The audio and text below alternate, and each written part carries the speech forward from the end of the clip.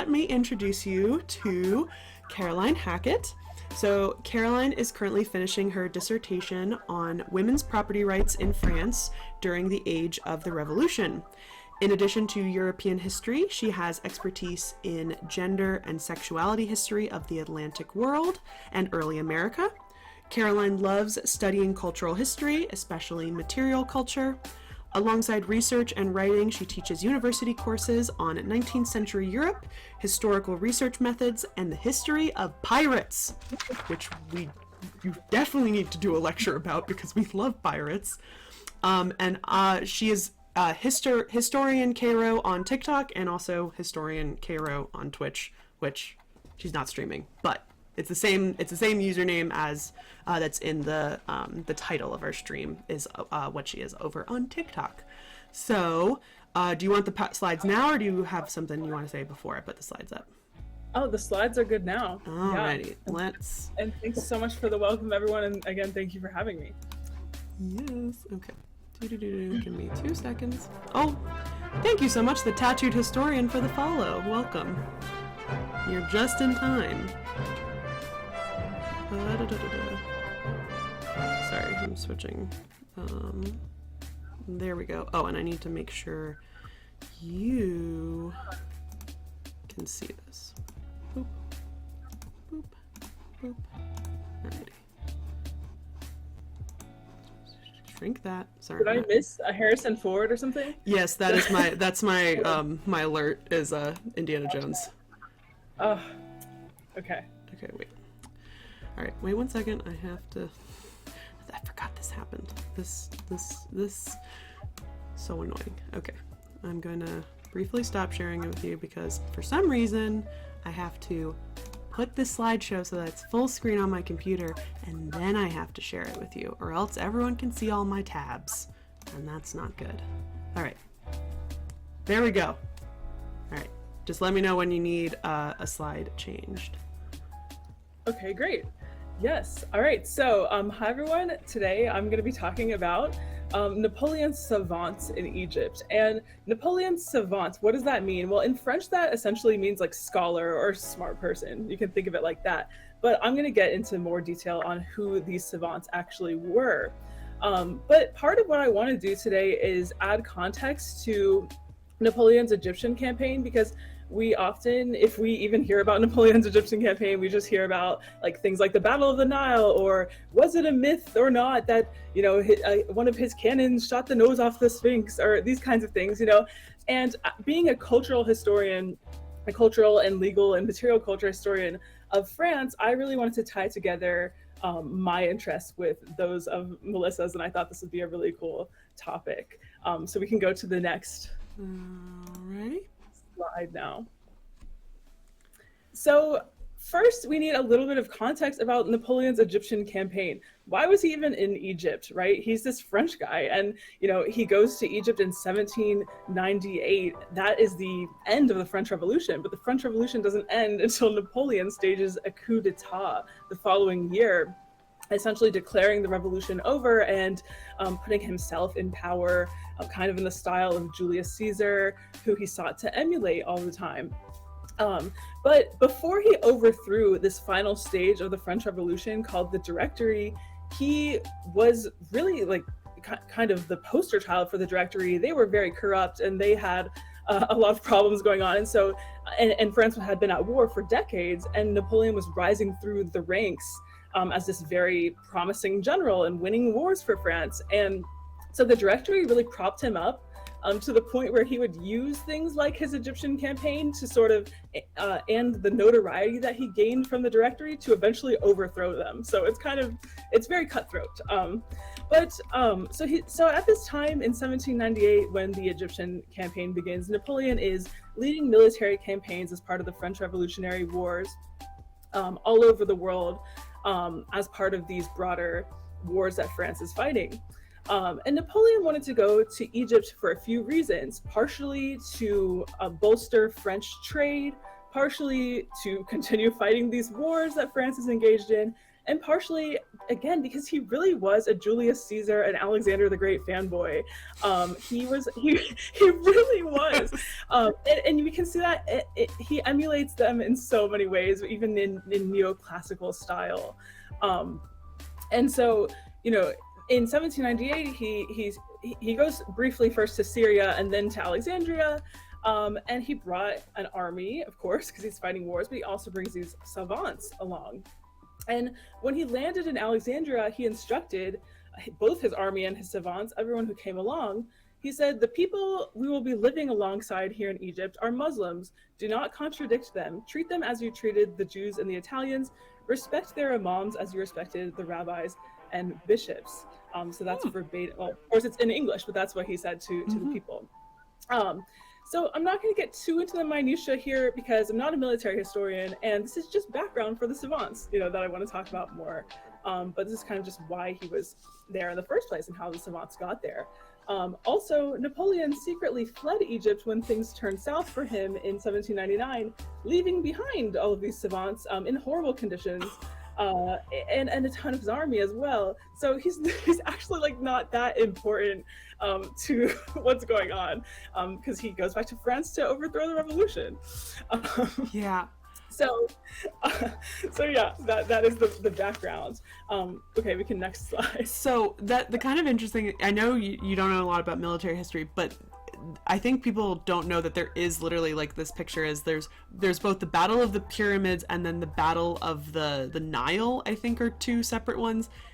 And so just to make sure that I'm remembering, so this is French versus what is the technical name of Egypt at this time? Because we're not talking ancient Egypt. We're now, is this the Ottomans or?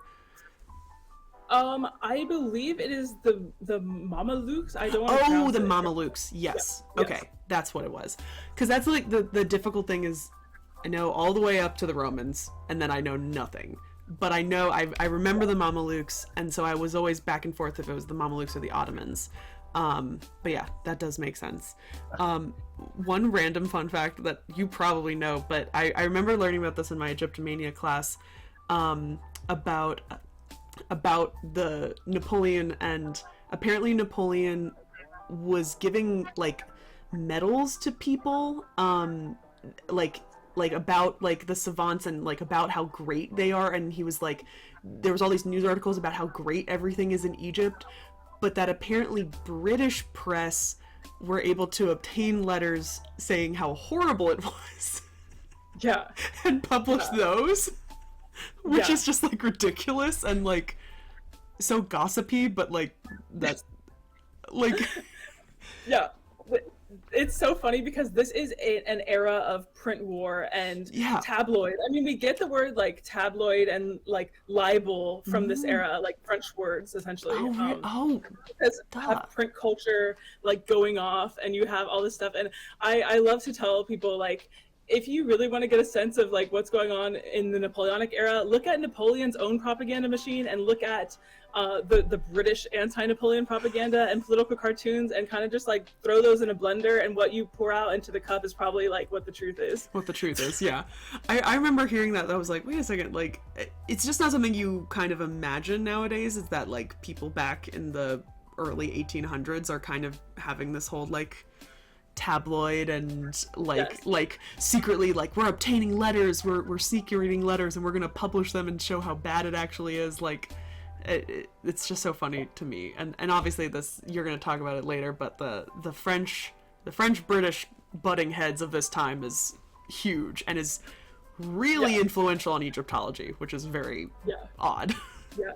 Yeah, so basically militarily speaking, Napoleon's losing all over in Egypt. I mean, so that's the kind of like the big background for this.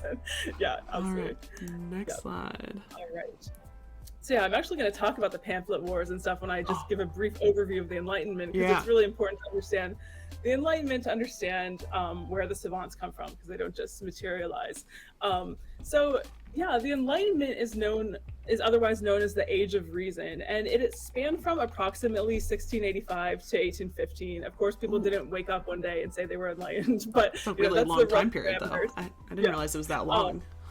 Yeah. So, and the Enlightenment follows in the footsteps of the scientific revolution, But instead of just applying sort of reason to, very strictly like the hard sciences, this is a time where these ideas like reason and logic are being applied to European politics, philosophy, and of course, science is continuing to flourish during this time.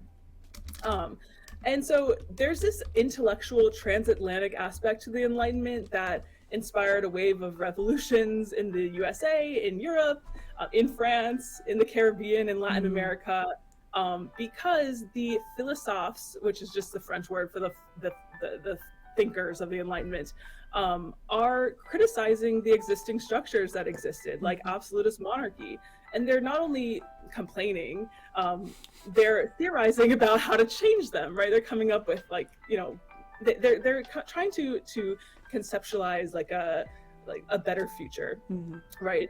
And so like big ideas from the Enlightenment would include things like natural law, liberty, progress, toleration, individual rights, desire for more egalitarian politics and society. So it really is just a rejection of tradition. But a major outcome of the Enlightenment is the popularization of science as society is becoming more literate and willing to consume science. Whereas before it was kind of just in these scientific circles, the Enlightenment bridges that gap to the public, which is an important social and cultural precursor to Egyptomania and that kind of thing. Absolutely. And the Enlightenment was a discourse, so it wasn't just like a unified front. You had people arguing with each other and debating all kinds of things.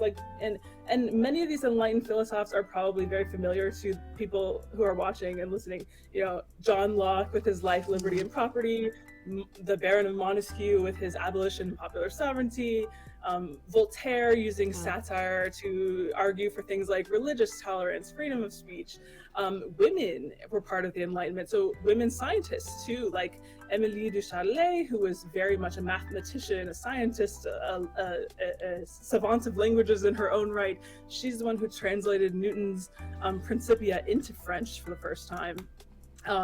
You had people like Denis Diderot making a 28-volume encyclopedia. Whoa. And so this is very much the age of learning. Yeah. So and people are building libraries, right? You have the first modern Western feminist in Mary Wollstonecraft. So you've got this hotbed of culture, knowledge, debate, and reason and rationality are at the center of that. And that's really important. And so you have scientific academies that are created during the Enlightenment, and they're funded and spearheaded by countries. So for instance, the Royal Society of London comes about in 1662, the Paris Royal Academy of Science in 1666. These are state funded, so it was a trade-off because it was very prestigious to be a part of these, but at the same time you couldn't be too subversive against the crown and the crown's agenda because they're the ones footing the bill. You also have, as pictured here on the right, enlightened salons, and these are not places to get your hair done. These are places where you could go, and usually women hosted these in their homes. And they start in Paris and kind of bridge out from Paris across Europe. And they featured lively discussions, and they're ground zero for a lot of enlightenment and scientific ideas of the time. You have this bustling culture of coffee houses where people, mostly men, would kind of pay a cover price to enter the coffee house and then debate with everyone who's inside. Of course. Again, you have everything from music to science to politics in these coffee houses being debated or played. It sounds like a fantastic place to be. Yeah, that's great. And the cool thing was that these places that were the salons or the coffee houses were really accessible. And so they bridged class, and people were, it wasn't like you had to be a nobleman or something. It was based on meritocracy essentially. So if you had good ideas, you're going to gain notoriety, and you're going to rise through the ranks and be welcomed into these sort of nerd parties, if you will. Exactly. And experts in chemistry would offer informal lessons to the people sipping on their coffee. It's cool. And in a way, coffee houses are kind of like that too. You always see people studying. I mean, I think it's a really cool institution that's stuck around. Nerd parties, yes. I love that, because it's kind of interesting. I've done a lot of research about weird traveling shows that go around America, mainly Yeah. because I found like Egyptian mummies, and this is like this is a little bit after obviously the Napoleonic campaign, which opens up Egypt, but not shortly after, the early 1800s, and Right. like half of them are the freak shows, the weird things, the gigantic hog, the man who's like only 58 pounds. But then the other half of them are inventions that go around and they're shown in the backs of taverns, and you pay like a penny to go and see one of them was the perpetual fire machine, which is like, I think it's a lighter, like I think it's literally like a lighter with like a little canister of gas, or Okay. there's just like all these weird inventions. And so it's kind of interesting that like in maybe possibly like in Europe they're doing the cool coffee houses and stuff, but like in America, where they're still kind of working on culture and working on kind of larger spaces where they can do that, they're showing them in the back of taverns. And I kind of love that juxtaposition of like, I don't know, the less fancy Americans and Yeah, stuff. no, I love that. And that's a good point though, because there is an enlightenment in America, and it is, like Thomas Jefferson is writing Yeah. letters to these people are Mm-hmm. writing back and forth, and so there is absolutely a transatlantic context to it, Yeah. even if maybe even if maybe the actual setting of the Mm-hmm. meetings was a little different. But that's very I think that's fascinating. really Yeah. interesting. It'd be interesting to see in that early time period, like looking at like almost a historiography about how science was shared with the public, Hmm. and the differences between location, because they might have a Yeah. greater access in certain places where you can have like a full laboratory, or you can have like, I know they have like those, there's like that weird laboratory in London that has that they the surgery where like it had all the rows that you could sit and watch like a surgery going on, and like they didn't really have Yeah. that as much in or something like that nicely set up in America. Yeah, yeah, those surgeries actually. So like the old what I think there's an argument between Montpellier, France's medical school, and one in Portugal as like Mm-hmm. the oldest Oh, Western med really? schools. And that's where I like the core of my research is in Montpellier, like where that was and stuff. So you can go in like this really old surgery there too as well, and Ooh, it's that's so really weird. creepy. Yeah, I I'm think there's one really in London you squeamish. can tour, and I think they let you lay on the table, and I'm like, no, thank you. Oh, I've seen a no, picture thank of someone you. laying on the table. I was like, I feel like that's not acceptable, but you do you, I guess. Yeah, I guess so. Oh my goodness.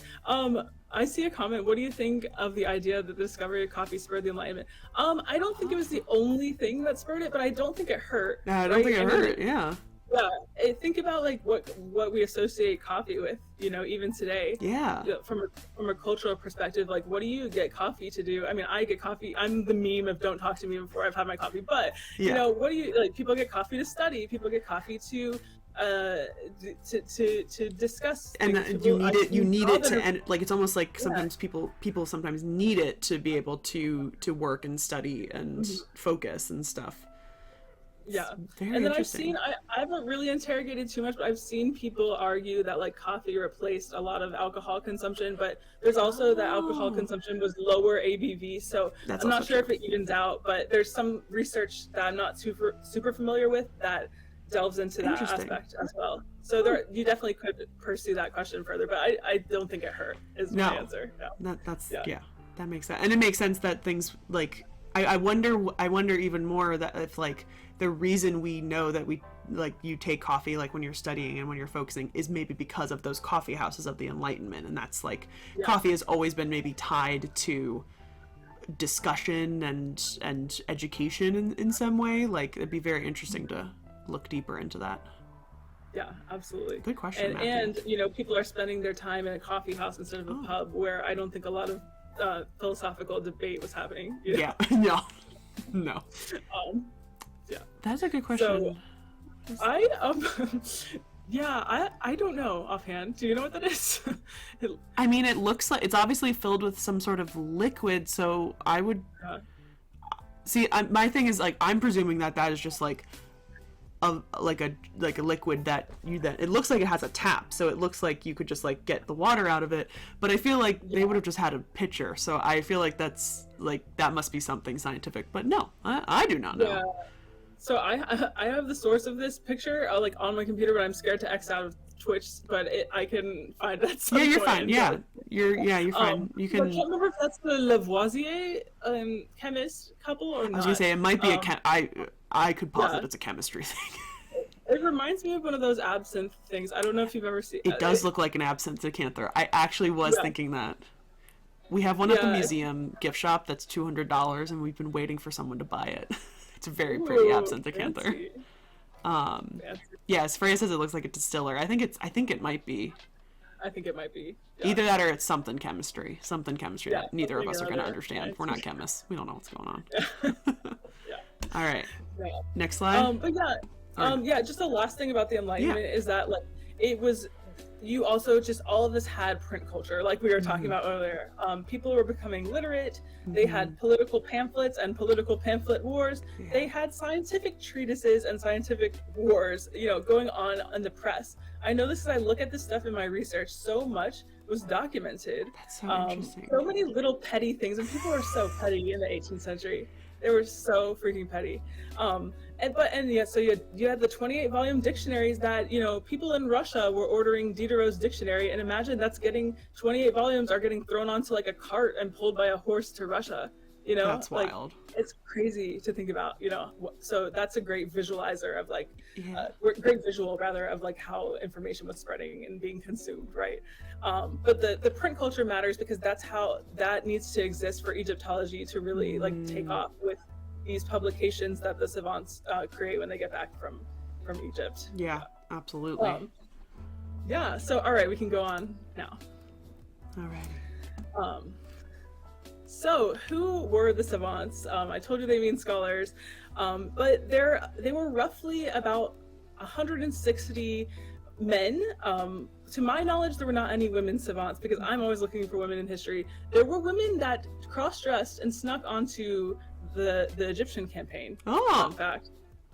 But I don't know if any actual savants are women. So we're fairly certain that there were 160 men. So I will say I forgot to send you this. I'm gonna send you this picture. So when I went to the lecture which talked about one of this particular savants, he put up a slide of the number of different of like professions and such. Oh, cool. And he didn't name them, and it definitely didn't add up to 160. So I don't know where like he got it, but there was a section, if I remember correctly, that had like painters' wives. If I remember, yeah. I think there were like a couple of them, or something's wives. I don't remember who, but I'm gonna send you this photo because it's probably really interesting, and I knew you'd probably like it, and I forgot to do that earlier. Yeah. Please do, because that's all I know of is like a few of the soldiers' wives snuck on, and I know there's also a whole deal with like all of the local sex workers and like STDs and stuff. So, but there's all kinds of stuff going on. Yeah, but yeah, so they were roughly between the ages of 20 and 30. And just a couple of the most prominent savants, because I'm not going to go through all hundreds of them. But pictured here is Antoine Geoffroy Saint-Hilaire, who's a naturalist. While he was on this expedition, he discovered several species of fish. He documented many animals. And later published this work. And this is kind of just to show you like the sort of variety of people that were on this expedition. You had the mathematician Gaspard Monge, who studied and explained the phenomenon of mirages. So when you're walking in the desert and you see something in the distance, and again, I don't have the scientific brain bandwidth to understand mirages, but he communicated mirages to other scientists. So it's funny because sometimes we see the sketches of like the plants and the crocodiles and all that, but like we don't think of something as ethereal and non-tangible. That is wild because to be honest, I didn't really think mirages were real. Like okay, this is gonna sound really weird. I didn't really think mirages were real, like that they could be explained scientifically almost. But literally in Assassin's Creed Origins, which we were playing last night, if you go into the desert and you just are standing there by yourself, you will see a mirage. Like your character will see something. Oh my goodness. Like it's like you'll see like a burning bush, or you'll see like an animal like walking by you or something. And I literally didn't even think for 1 second that mirages are actually, there is apparently some scientific. I'm gonna have to do a deep dive on the Mirage Wikipedia page tonight because I didn't think This about guy's that. name is Monge, Monge. Yeah, Monge. Okay, I'm gonna look that up yeah, because that sounds so yeah. interesting. Yeah, I know, right? And then we have like other naturalists like Joseph Redoute, who drew hundreds of plants. Mm-hmm. A group of engineers made technical drawings of the monuments and measured them, like the pyramids of Giza, Mm-hmm. the Sphinx. And so, like, why did Napoleon bring savants besides just the Enlightenment, which we talked about?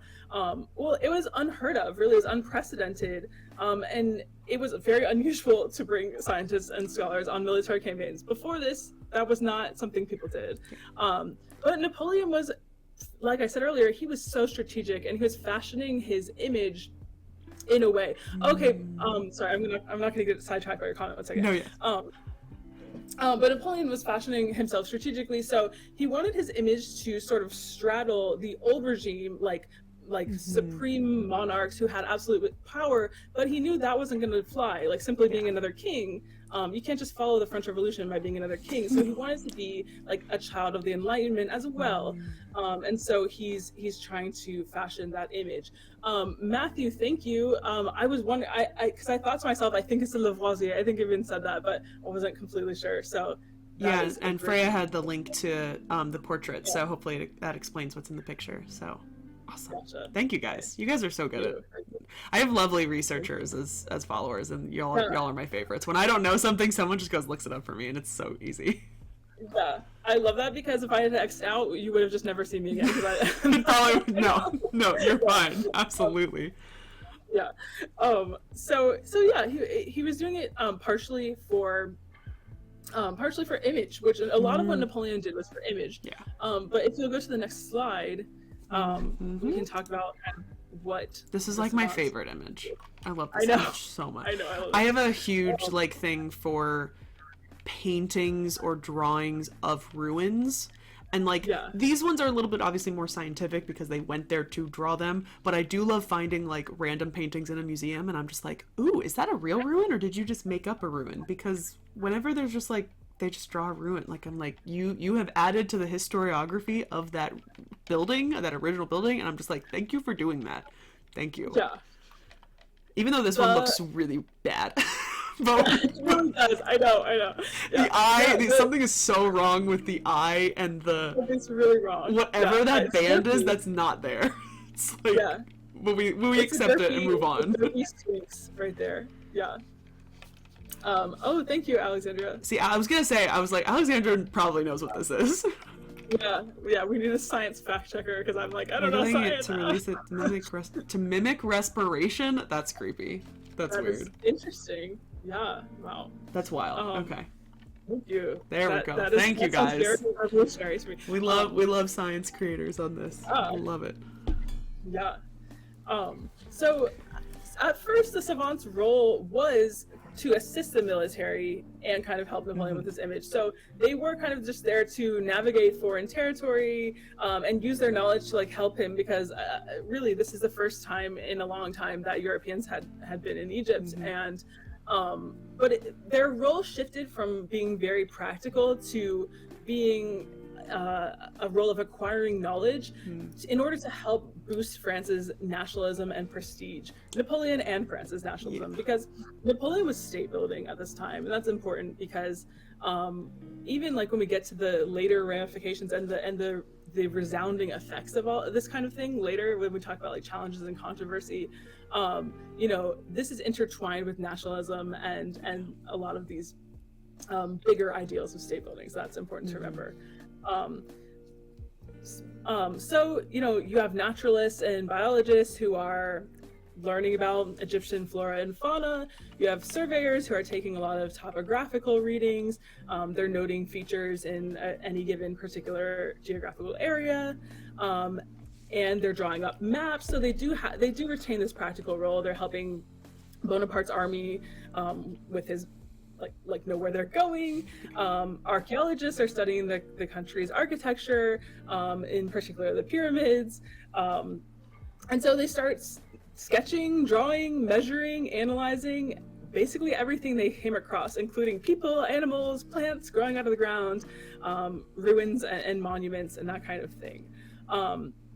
They also engaged in scientific and intellectual exchange with the Egyptians. And so there was an exchange of knowledge that went on with the Egyptians. So, like, for instance, the French treated a common eye disorder that the Egyptians were suffering from. Meanwhile, the Egyptians showed the French their very like elaborate hammam bath culture. Oh. And yeah, you have like a cultural exchange going on that gets brought back to France as well.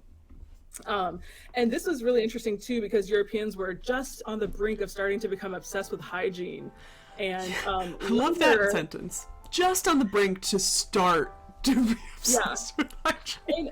And the thing is later Europeans used hygiene as part of imperialism and as part of racism and stuff. But when we look back at when we look back at you know, the late 1790s, we can see that the Egyptians were teaching the French how to be clean. You know what I mean? And so it's kind of funny to me. It's like, oh, funny how y'all forgot about that one. But yeah, you know, it's what is it?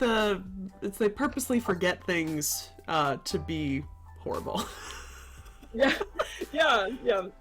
And a lot of other things, some other things that the French learned from the Egyptians were things like plaster making techniques. The Egyptians had like plaster mills, to my knowledge, whereas the French were making plaster with their hands still. Incubators for hatching chickens. Egg incubators. They're great. Yeah, they're great. And jarring and refrigeration techniques. So like being able to like sealants on jars and that kind of thing. So like, I'm certainly not trying to represent this as like a French civilizing the quote unquote uncivilized or something. We certainly were learning from the Egyptians. And the savants had horrible working conditions as well. Of course, they were out in desert conditions. They suffered from thirst, unbearable heat. Basically, no one liked them. So Napoleon ditched them. They faced animosity from the locals who, like, understandably didn't want them measuring everything and stuff. But they also had to live among the army who hated them too. It was a huge rude awakening, because imagine you're like a scholar or a scientist, but you're like camping out for years with the army. You know what I mean? And they hate you because they don't respect you because they're soldiers. You know. And they suffered from ailments like diarrhea. Several of them went blind from looking at the sun too much. Yeah, they experienced degrees of blindness. They caught STDs from sex workers and that kind of thing. Oh my God. One of the ships full of scientific instruments sank. In the Nile or in the Mediterranean? Do you know? Offhand, I need to. I mean, I could presume they went so far down south in Egypt, so I'm gonna presume it's probably the Nile, but gosh, I know it ran aground, so I don't know if that means that could be in the Nile. That's more likely. Yeah. Because I need to look up when. I mean, they were there for years, weren't they? For a couple years. They were there from 1798 to 1801. Yeah, because so every from around, what is it? It's around September to, like, modern day September to December is the flood season. And so like the floods would get really bad then, but like if they were there for 3 years, they had seasons where they weren't in the flood season, so they could have very easily run aground. And if I remember correctly, they went so far down to Aswan, which means they're past the cataracts, which the whole reason it's called a cataract is that you cannot get a boat through it. It's essentially, it gets really, really tight, and so the Egyptians had to pick up their boats and walk around. And Aswan is south of at least 2 cataracts. There are a couple more, even more south of it. So it blows my mind how like Europeans would go so far south to go see Aswan and Philae and like all of those temples down there, because it is such a long way. It is so far for anyone with very little technology, and even today, it's like a 10-day cruise. Oh my goodness. Well, maybe not 10. No, from the top of Egypt, yeah, probably like a 10-day cruise. It's really long. Wow. Yeah, that's I love that context. Yeah, that's really cool. But yeah, I would assume if they ran aground, that the likelihood that it might have been in one of the southern cataracts, I think is pretty high. Yeah, I think yeah. So and then yeah, I mean, like all of this is going to be really impactful when they do get back to France, because if you think about it, like back home in Europe, people knew Egypt existed, but they didn't know much, and they certainly didn't have like all of this imagery. And remember, it's like post scientific boom and enlightenment boom, so you didn't have the print culture before. In fact, most Europeans' knowledge of Egypt came from Bible stories, Egypt coming up in the Old Testament. And that's not really super educated. That's not like going to give you much, right? And so like that is essential context for the fact that there's this boom in obsession with Egyptology when they are suddenly flooded with these publications, like the description of Egypt. Yeah. I'll talk about it in a second. Yeah. So okay, you can go on to the Rosetta Stone.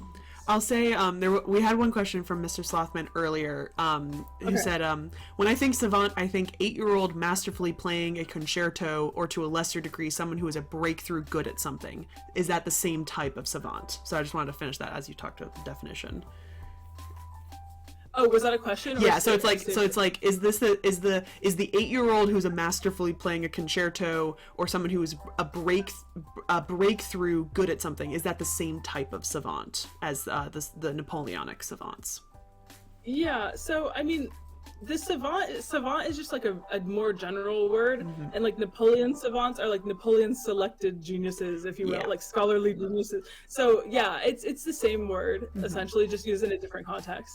Yeah, like if you call someone like Mozart, was it Mozart who learned to play piano at like 5 or whatever? Yeah, he's like a savant. He's precocious. Yeah, because one of the guys we talked about, Jean Mard, I read on his when I was doing research on him. Apparently, he had just graduated from one of the schools in Paris, and he was about to go into another school. And apparently, like a Napoleonic, like, I don't know, agent or something was like, hey, you should come to this undisclosed place. And Jamard's like, yeah, sure, I got it, I'll go. And he was like really young, like he was probably one of the younger ones, and like he didn't know where he was going, but he said yes to it and went. And I was like, what? But and I've heard that, like, I wonder if a lot of them were kind of, because I've heard a lot of them were young students almost. And so I wonder if maybe some of them might have been taken advantage of it, that they were students rather than like already learned scholars. Yeah, I definitely think so. And I definitely think like a lot of them didn't know they were going to be there for 3 years. Yep. And I don't think a lot of them a lot of them didn't have established career, because this is like the cornerstone of a lot of their careers, you know, what they publish after this. So yeah, that makes sense. Yeah. I thought about it for a second. I was like, there is actually an ad right now, so just give me 8 more seconds, and we might have to repeat what we said. Okay, 1 second. So for anyone who didn't hear that because of the ad, sorry, I need to I'm the only one who can see when the ads come. So we were talking about how maybe Napoleon or his agents or whoever was selecting them maybe have taken advantage, because many of them were students or like had just recently graduated. So like, granted, like probably younger people are better to go on a big adventure kind of thing than like the older learned people, but we think that maybe they were taking advantage of a little bit, because so they were interns. Yeah, maybe. I think unpaid interns. Yeah, maybe. Because they didn't know they were going to be there for 3 years. I don't think they expected it was going to be in such harsh conditions and not supported well. And one of the ones we talked about 2 weeks ago, Jamard, he was apparently just like picked up, and they didn't tell him where he was going, but when he heard that it was like for Napoleon, he was like, yeah, sure, and went. Which is wild. Yeah, and the context too would have been that like it was a crazy regime going on and stuff, you know, so it's like they probably could also realize that Napoleon was on the up and up, and getting in good with him was a good idea. You know? Absolutely, yeah. Getting ahead. He's the one that's in power at the moment. Yeah, and also I could imagine you might not want to say no to Napoleon. Yeah. I don't think I could. I think I'd be a little scared to say no. Because he was a prestigious general at the time who was about to take over the government. Yeah. I think think I'd be going to Egypt. No, I think I'm good. I'll just stay at the Jardin des Plantes in Paris. Like, no big deal. Like, Yeah, I have a feeling they may not have had an actual choice, really. Yeah. Yeah.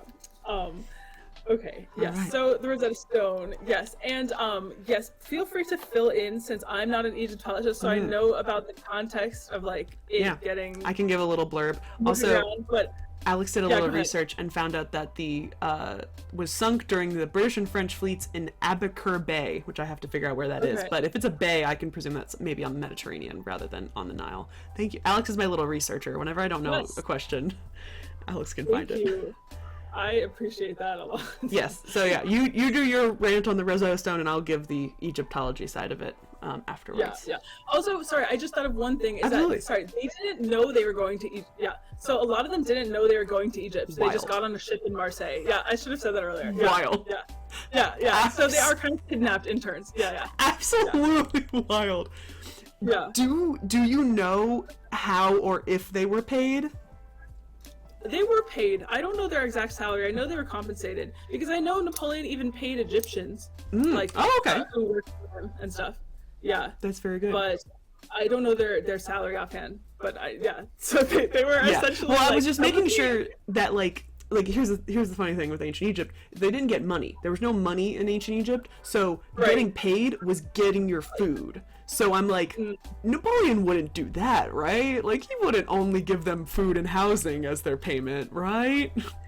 But, okay. Yeah. Aboukir Bay apparently is near Alexandria. So, lying between the town of Rosetta and the mouth of the Nile. So it's actually very close to I believe the reason Rosetta is so important is because that is one of the wider portions of the Nile Delta that you can get larger boats straight through into the main portion of the Nile. So that's why Alexandria was pretty important, and at least in the Greek times. It was a fishing village before Alexander came around. So okay, very interesting. But thank you guys. I probably should have included a map in here somewhere, but oh well. we can always find a map later. No, that's fine.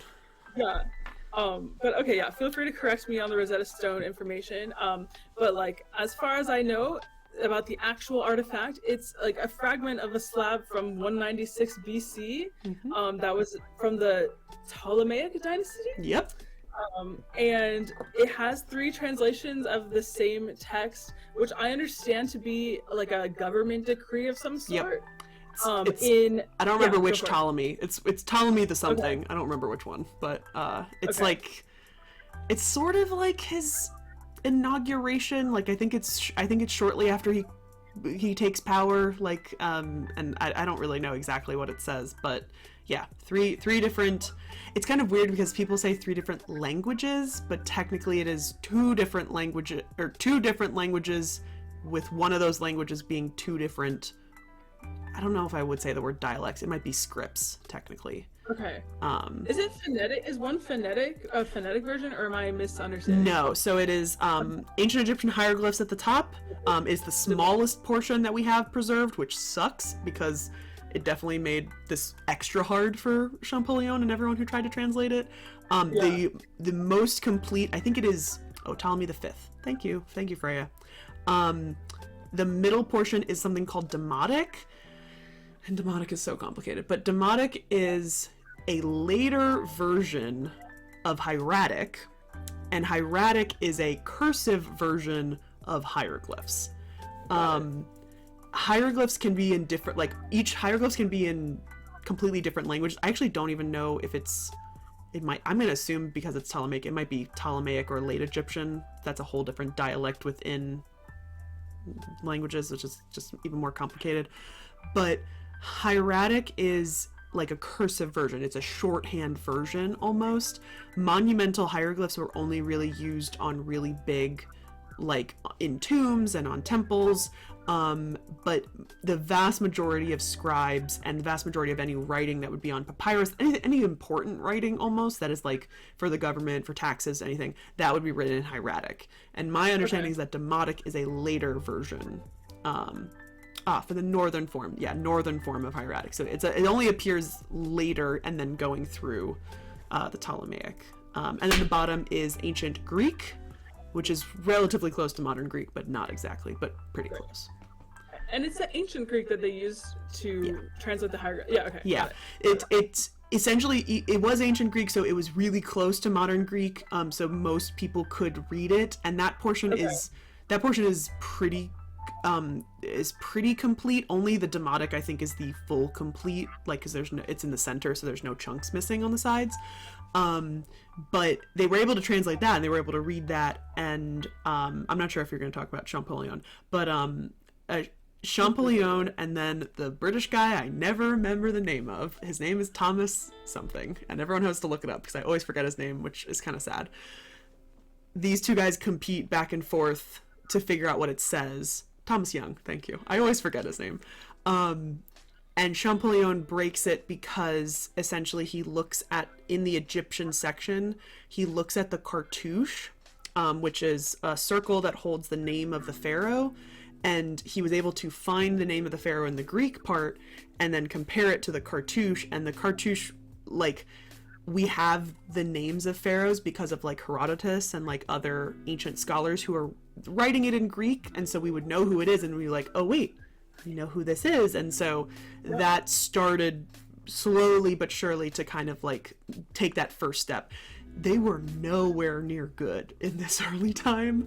I've told this to people all the time. There's an Egyptologist who worked at the British Museum called Wallace Budge, and he published a ton of stuff, but and a lot of it was on language.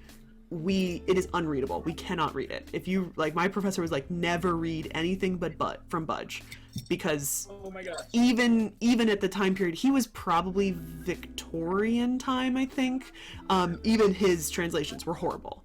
We could use his copying. The copying of the glyphs was fine, but his translations, we cannot. Like, and every time I find a Budge book, I buy it purposely so that nobody else will read it and not know.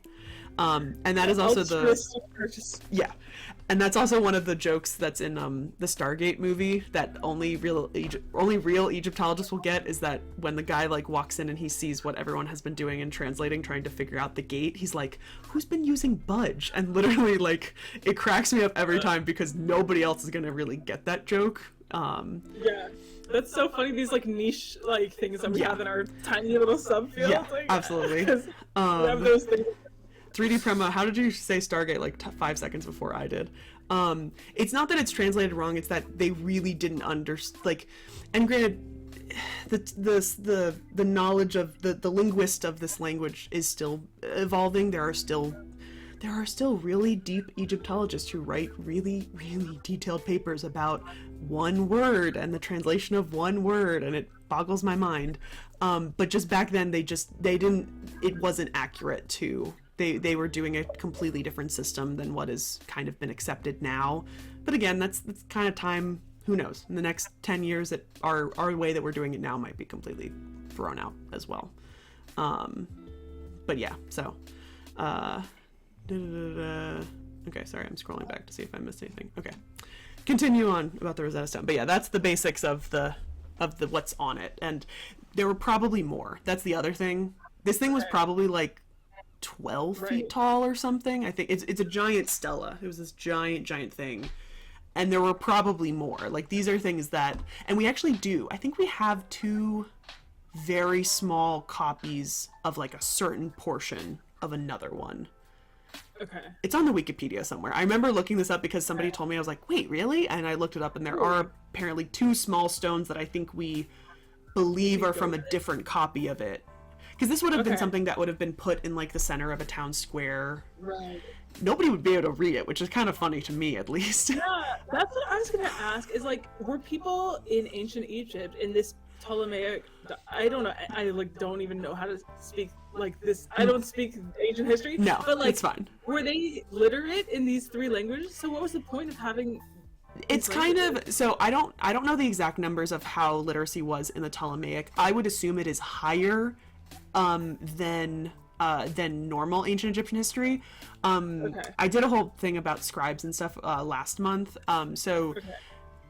The estimates for literacy in ancient Egypt really depends on the era, but I have not seen an estimation that goes over 15%. And 15% is a really high one. Usually it's, I think many people agree that it's like 1 to 5%. Okay. Because pretty much the only people that would be literate is somebody who has the title of scribe.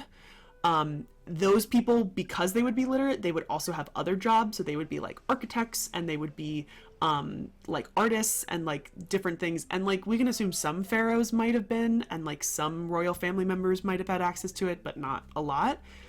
I would assume that it would jump a little bit because of the Greek people that are living in Egypt. I don't know what the numbers are for Greek literacy. I'm just going to assume that they're a little bit higher. And I know she did a whole lecture on like Alexandria, the city, and all of the like scientific and like mathematic like advances of that time. Again, that's going a little bit later than this guy. Ptolemy the Fifth would have been about midway, I think, because I can't remember what number Cleopatra the Seventh dad was, but he's definitely later. He might be like the ninth or something. Somebody can correct me on that because, but it's about 500 years of Ptolemaic history of Greek rule in Egypt. They're all named Ptolemy, Cleopatra, or Bernike. They're all named. There's only 3 names in like the entire royal family, which is always funny. Okay, so it's like Louis and Henri with the French. Yeah, absolutely. Alexandria, Ptolemy the 12th was her dad. So yeah, we're about halfway kind of through when this would have been published. So you're getting to, I call this a very big mixing bowl time period in ancient Egypt, because you are getting a lot of Greek people mixing with the ancient Egyptians. And Matthew also said, is it true that the majority of the Ptolemies couldn't even read Egyptian? That is also true. So it's this very interesting time where Greek people really integrated very well, I would say, like for the most part, because they started mummifying their dead. Greek people never mummified their dead before, and they're worshiping Greek gods, or they're worshiping combination gods, Greek and Egyptian gods. And you could presume some of them probably learned Egyptian. It is vast majority, most of the actual kings of the Ptolemaic period probably did not. It's kind of known that like Cleopatra was like, which I'd have to do a little bit more reading about it if it's really kind of true, but it's always like, she was the first one to accept Egyptian language, and I'm like, I don't know really how much that's true. Like, it kind of just seems, she's been so I can't think of the word, but like tabloidized. And I was gonna say, it reminds me of the girl bossification of history, which anyone who's been on my lives has heard me rant about so much. Like, I don't know if it's true or not, but it just sounds like something someone would make up. That's a very good point, because the thing is, for a long time, from after her death until very, very recently, they were going on the full that she was a temptress, she was horrible, she was blah, blah, blah. Like, they had the whole big smear campaign. And then you get this kind of whole thing where she was the smartest Ptolemaic person ever. She knew 7 languages. And I'm just like, I need like the evidence. I need like the evidence a little bit more in front of me. I'm hoping soon I'm going to get sensationalized. That's perfect, Freya. That's a perfect word. Yeah, she has definitely been sensationalized after her death and such. I have a friend who did her master's thesis on Cleopatra, and I've been wanting to get her to give a lecture, because there's lots of things that we can talk about.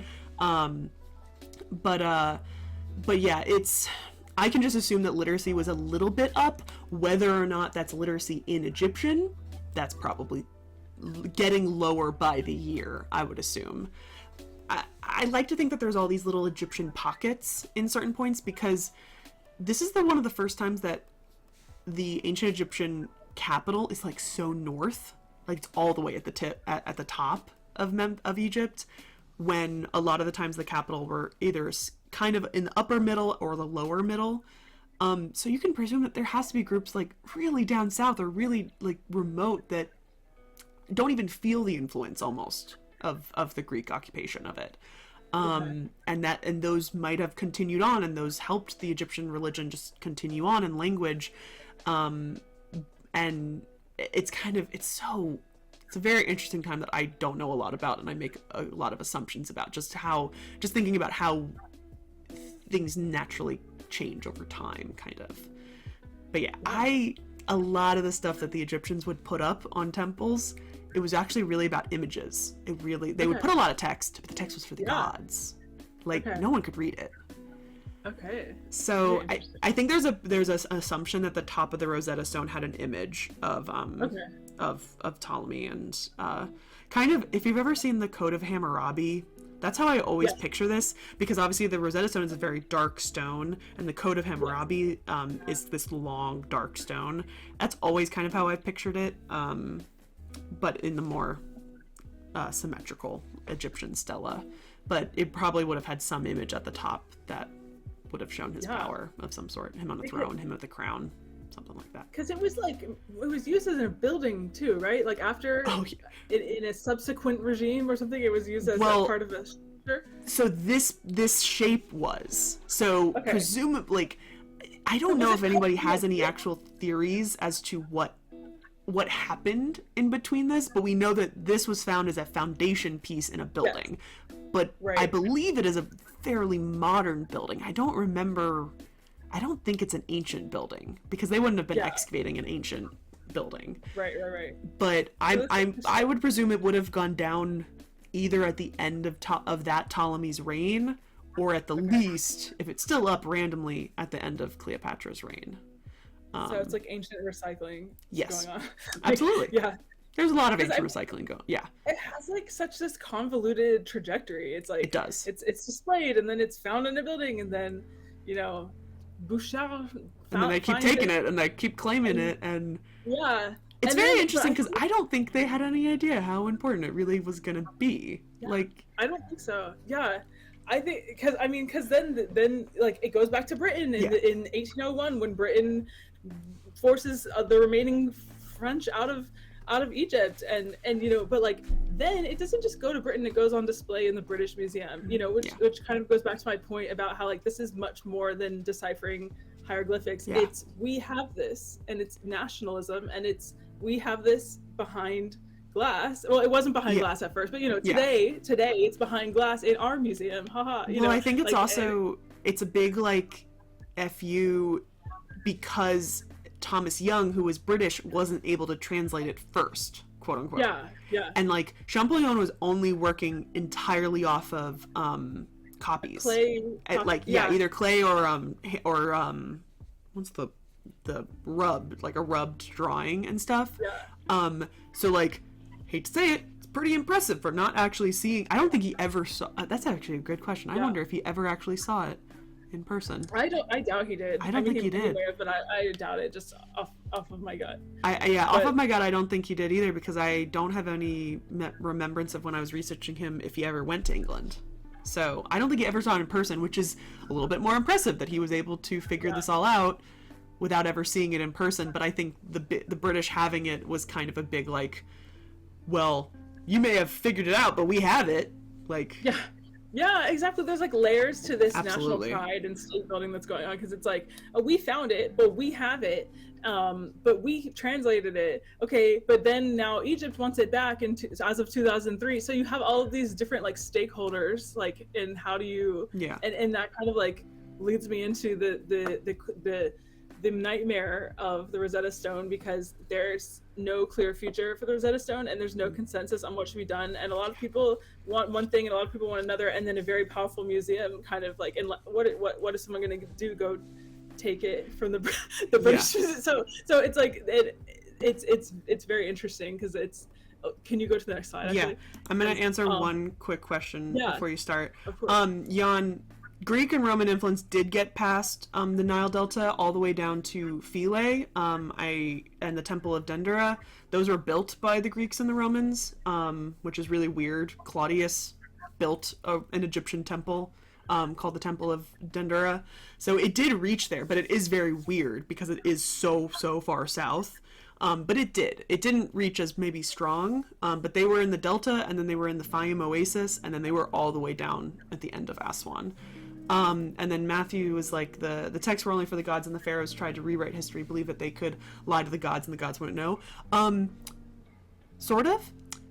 The best example I have for that is that Ramses the Great, the biggest asshole of them all, whenever he would build obelisks, because what he would do is he would take other people's obelisks and recarve it with his name on it, but his own obelisk that he would create, on the bottom of the obelisk, he would carve his name, knowing that maybe pharaohs of the future would recarve his obelisks, but no matter what, the gods would know that it was his. Because I hate Ramses the Great. He's so pretentious. But yeah, they all had their quirks and stuff. But yeah, I think they lied to the gods all the time. There's the entire Battle of Kadesh that Ramses totally lost. But what does he say on his tomb? Here is his temple. We won. Look how victorious we were. He sounds like Napoleon. Yes. Ramses the Great is 100% Napoleon. Yeah. It sounds like Napoleon, who will have he'll skirt by in a win, and then he'll have Jacques-Louis David paint him up as this valiant warrior, and it doesn't matter that he lost because everyone sees him as this valiant person. That's so funny. No, Ramses the Great is absolutely a Napoleon. Yeah, and he did a lot of conquering too, which Egypt did a little bit of it, but he really did it. He conquered a lot of stuff, but also failed a lot as well, and he's just very pretentious, man. Yeah. So here is just a photo from if you Google Rosetta Stone crowd, because this is what the Rosetta Stone looks like if you want to go see it in the British Museum. If you want to see it without a crowd, you need to run to it. You need to get there when it opens and run to it. I've been in several seasons and at several times of the day, and that's the only way.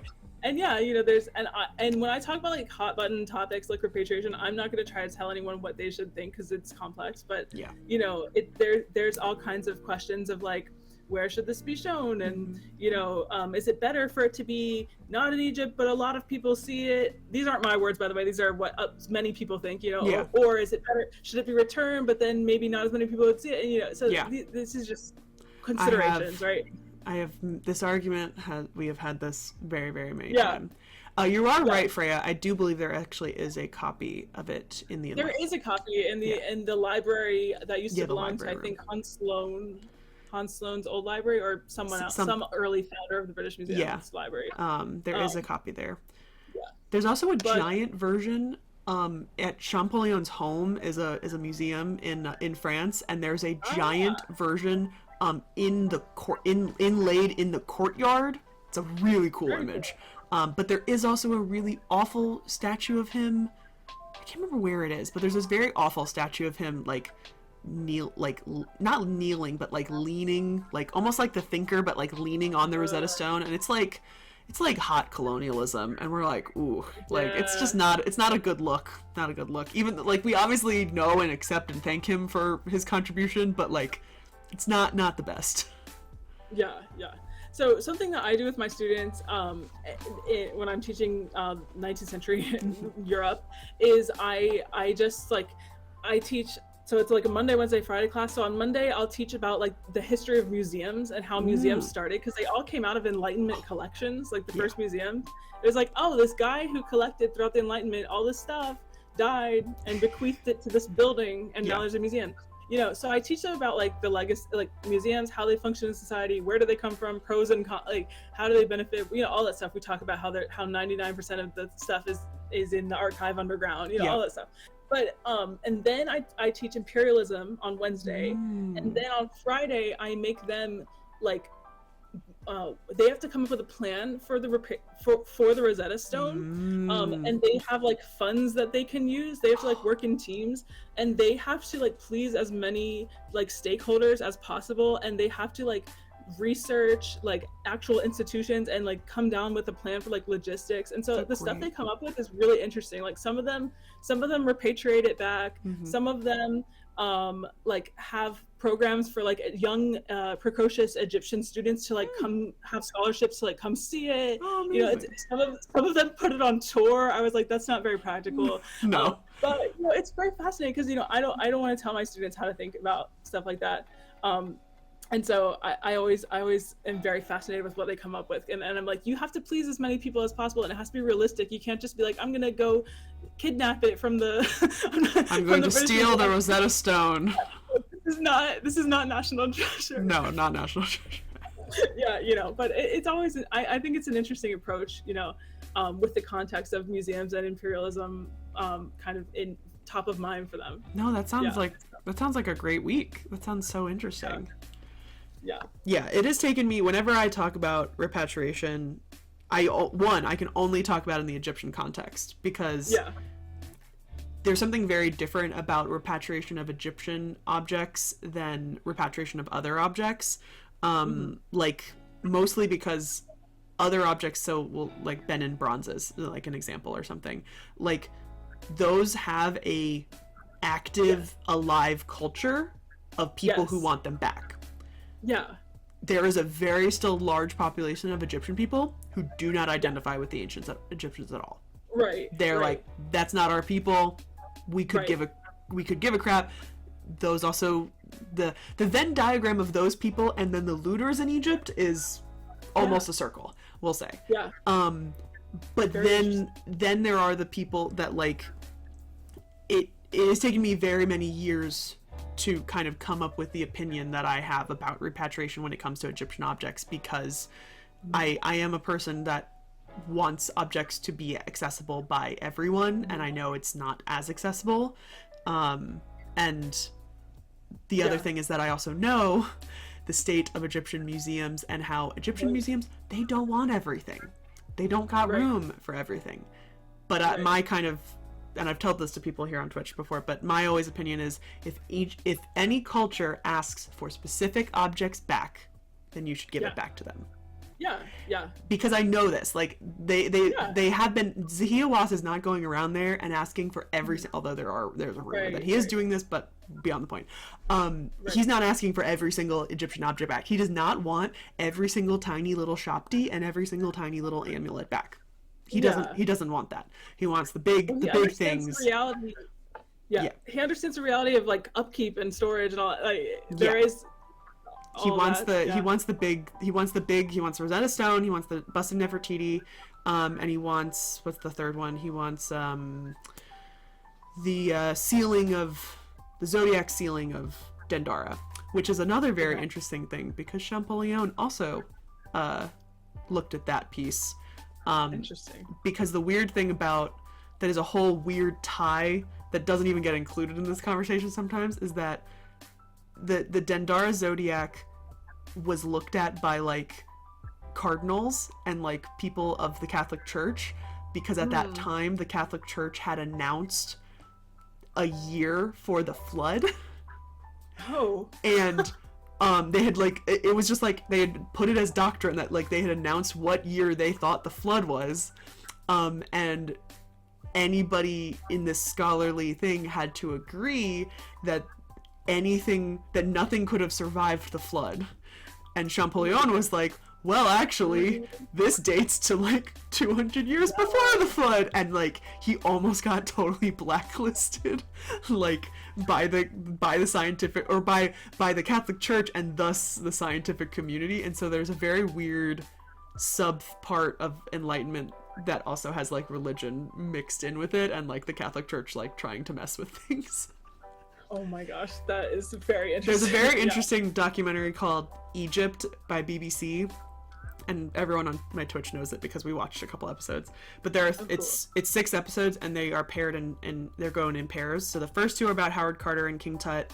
The second 2 are about Champollion and the Rosetta Stone, and they have a scene where he talks about the zodiac sealing of Dendara. And then the last 2 are about Belzoni, who was a like European strongman. And actually this piece that's in the back here that you can see, actually maybe not that piece, I think it's the piece behind that piece, is one that Belzoni literally ripped out of Egypt and took back to the British Museum. It's still a very interesting documentary, because he's literally like a freaking circus strongman, and he goes to Egypt on a contract to go and grab things. But yeah, it's kind of cool because they mix documentary with reenactments, like, of them all dressed in, like, the time period and stuff. So very cool. Very, very interesting documentary. Yeah. Belzoni was freaking crazy. Absolutely. That sounds like really good, though. I would love to see what more, like, students now think. Yeah. Because yeah, that would be very interesting. Yeah. I love the mutual trust. I don't want to get into pedagogy and stuff, but like having mutual trust with your students is so cool because you can do things like that and you can open the floor to them and they actually meet your expectations, you know, and it's really cool because they come up with these plans and they're proud of them at the end. And I'm like, why aren't you guys the one making world decisions? Yeah. Come on, let's like make this reality. Let's keep going. Sounds great.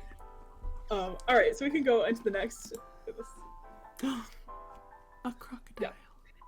So we have to return to print culture now because the British forced all the Frenchmen, including the savants, out of Egypt in 1801, and the British, of course, took the Rosetta Stone. Yep. But they didn't take everything from the savants because a man, the same guy who we talked about earlier, the naturalist and zoologist, Saint-Hilaire, was able to convince British forces that only they knew their own like code and that the savants had their own like way of understanding their drawings and like a way of identifying that they all knew, and so like it would be useless to the British anyways.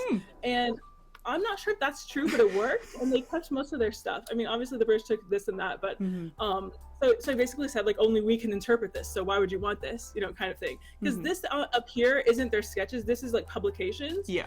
But so you know they return with in 1801. And Napoleon, who while they were in Egypt had taken over. So if you think about it, like from the perspective of these people, they'd been like young scientists who just were told to get on a ship in the south of France. They go to Egypt, they come back, and now Napoleon's ruling France.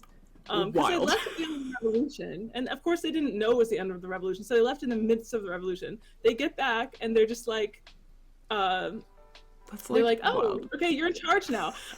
So he ordered that they publish their work. And so they took their sketches and turned them into these academic publications that I have here. But I have a personal anecdote, which is why I'm interested in this in the first place, because my university that I study at and teach at, Florida State University, has the largest rare books and manuscripts collection on the French Revolution and Napoleon outside of the Sorbonne. Well then, very fancy. I love that. Part of that is we have several of the original Savant sketchbooks, and I've held them and gone through them. I'm so jealous. They're massive. They're like 4 feet tall and huge. Yeah, and the story behind why we have that is convoluted, and so I can tell someone else later. But yes, go Knowles. Yes, but yeah. So when I first interviewed at FSU, they took me into the archive, and I got to see. We also have Napoleon, one of like 4 or 5 verified death masks from Napoleon and stuff like that. But like when they're trying to quote me, that tells me that essentially one random American who was obsessed with French history died and donated it, because that's insane that he has. Yeah, so you're close. So it's a Canadian who he basically invented bodybuilding, and then he got rich off of it, and he became a collector of Napoleonic paraphernalia. And then he was rich and had all this Napoleonic stuff and like a huge personal collection. And when he was like at the end of his life, he said, we want to find a university to donate all this stuff to. Who wants it? Who's gonna like keep up the prestige of French history? And my university did. So we randomly are like one of the top schools in French history.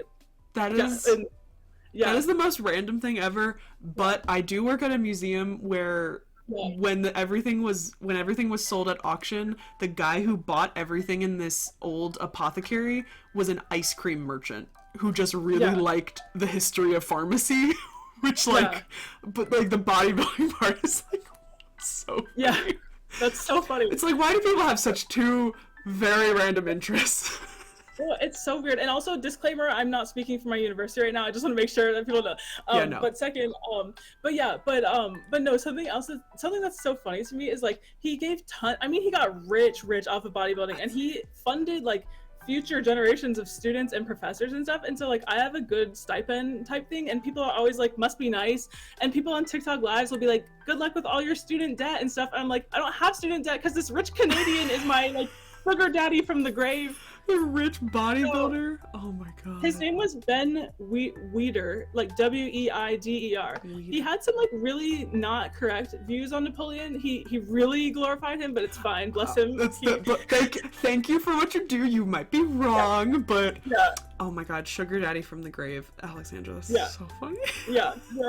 No, he it's fine. But like, it's so funny. Anyway, so yeah, that's how we have that. But no, that's because like my personal research isn't really on savants. It's on culture and the people in France. But like the reason I have such a love for this topic is because I held those books and went through them, and I was like crying. It was amazing. That's wild. Freya asked me if I have any. I don't have any of their sketchbooks, but I do have this book, which I'm very proud of. It's the Monuments of Egypt, and I think it's kind of a version of the description of Egypt. It has all it is sketches, but I don't know exactly what this book is technically. Oh, it is the complete archaeological plates from the description of Egypt. Cool. And I found it at a thrift store for $2 because very cool. I love thrifting. But actually I did also discover that almost all of the description of Egypt like images are on Wikipedia. I'm gonna have to find the link later, but if anybody wants to just look at the images of the description of Egypt, like they're on Wikipedia. There's so many good open access sources for this that I can also, if anyone wants to email me or DM me on something, I can get to you as well. But I wanted to go this week and get pictures of the sketchbooks, but our archive is like closed. The special collection is closed because it flooded, but they're okay. But they have to like rearrange stuff. Anyways, Florida problems. But I couldn't access it at the time. So yeah, if you happen to go and take photos, I can post them on Discord and we can all look at them and revel in the jealousy, because it's really cool that you have the original sketchbooks. Like the description of Egypt is good. Like I don't even think our Egyptology library, like some Egyptology libraries will have an actual like first edition or something, second edition of description of Egypt. I don't think ours did. But yeah, we'd love to see images of it because that'd be very cool. So anyways, that's why I have this like very I'm such a romantic about my sources. I always call them mine, like they're not mine, but yeah, I'm such a romantic about sources and stuff like from the archive. Anyways, so here's some of the published images, and you can continue. I do love the crocodiles though, because I really love the crocodiles. The crocodiles are very cute. Oh, this is I can film Freya, so I gotta go. You're right. Yes, I don't even know where this is. This is Edfu. So it's this is the problem, that everything's in French, but luckily I do speak a little bit of French. But yeah, so this is the Temple of Edfu. It's a pretty well preserved temple. I think it actually still. No, these are all from the description of Egypt and Belzoni. Yeah. Belzoni didn't add to that. I think some of them have their names on there, but I don't know. I think it says view of the Grand Temple. But this is my other favorite part, is I love combinations of the ancient temple and then like the tent, which is like probably the Savant or somebody like hanging out there. Like I love those things as well, because it shows you, hey, that's the type of tent that they might have been using at that time. Like it's giving Pizza Hut next to the pyramids of Giza. It is. You know how you always can figure out if a building used to be a Pizza Hut because the shape of the building just doesn't change? There's another pizza place that was an old Pizza Hut. Oh, like the roof. Yeah. There's another place, and I'm looking at it and I'm like, I'm pretty sure that used to be a Pizza Hut because the buildings are all shaped the same. So funny. I just remember like being in Morocco, like in the center of Marrakesh, which is like an ancient Medina, and like looking over my shoulder and seeing a KFC and just being like, wow, this is insane. Supposedly the best view of the pyramids is on the top floor of a Pizza Hut. When I go to Egypt, are we going to go get some pizza and go see the view of the pyramids? Yes, we are. Yeah, please do. Please do. Yes, okay, you can go whenever we're done reveling with this. Yes. So yeah, we've been referencing the memoirs on Egypt and the description of Egypt, which were these publications. So the memoirs just becomes the description essentially. It's like the initial publication, and then is sort of reconfigured. But it's this publication. There are these publications that are derived from the Egypt Institute that several of the savants had established in Cairo. And it includes everything from military reports, geographical discoveries, descriptions of colonial subjects, the drawings, that kind of thing. And yeah, like we've said, a lot of this is accessible online if you Google them, and there's a lot of like digitized stuff that's really cool to see. You see detailed observations about Egypt, like even down to like the Arabian horses, which by the way, Napoleon was obsessed with cavalry, and I'm pretty sure brought a lot of like horses back from Egypt, and he like was really important in like horse racing and all kinds of stuff back in Egypt. So that's like he's like a horse guy. It's very interesting because a lot of people think of, whenever you think of Egypt and you think of Egyptian military, you think of horses and chariots. Horses did not exist in Egypt until the New Kingdom. Oh, that's so interesting. They were literally, I think they were brought from the Near East. So horses did not exist, and thus chariots did not exist until around the New Kingdom, which is pretty cool. Yeah. I think it's funny that you see that. It is. Yeah, that's fascinating. Yeah, and so like everything from religion to medical conditions. And something I want to point out is that Egyptian translations of the description of Egypt were available really early on, which is important.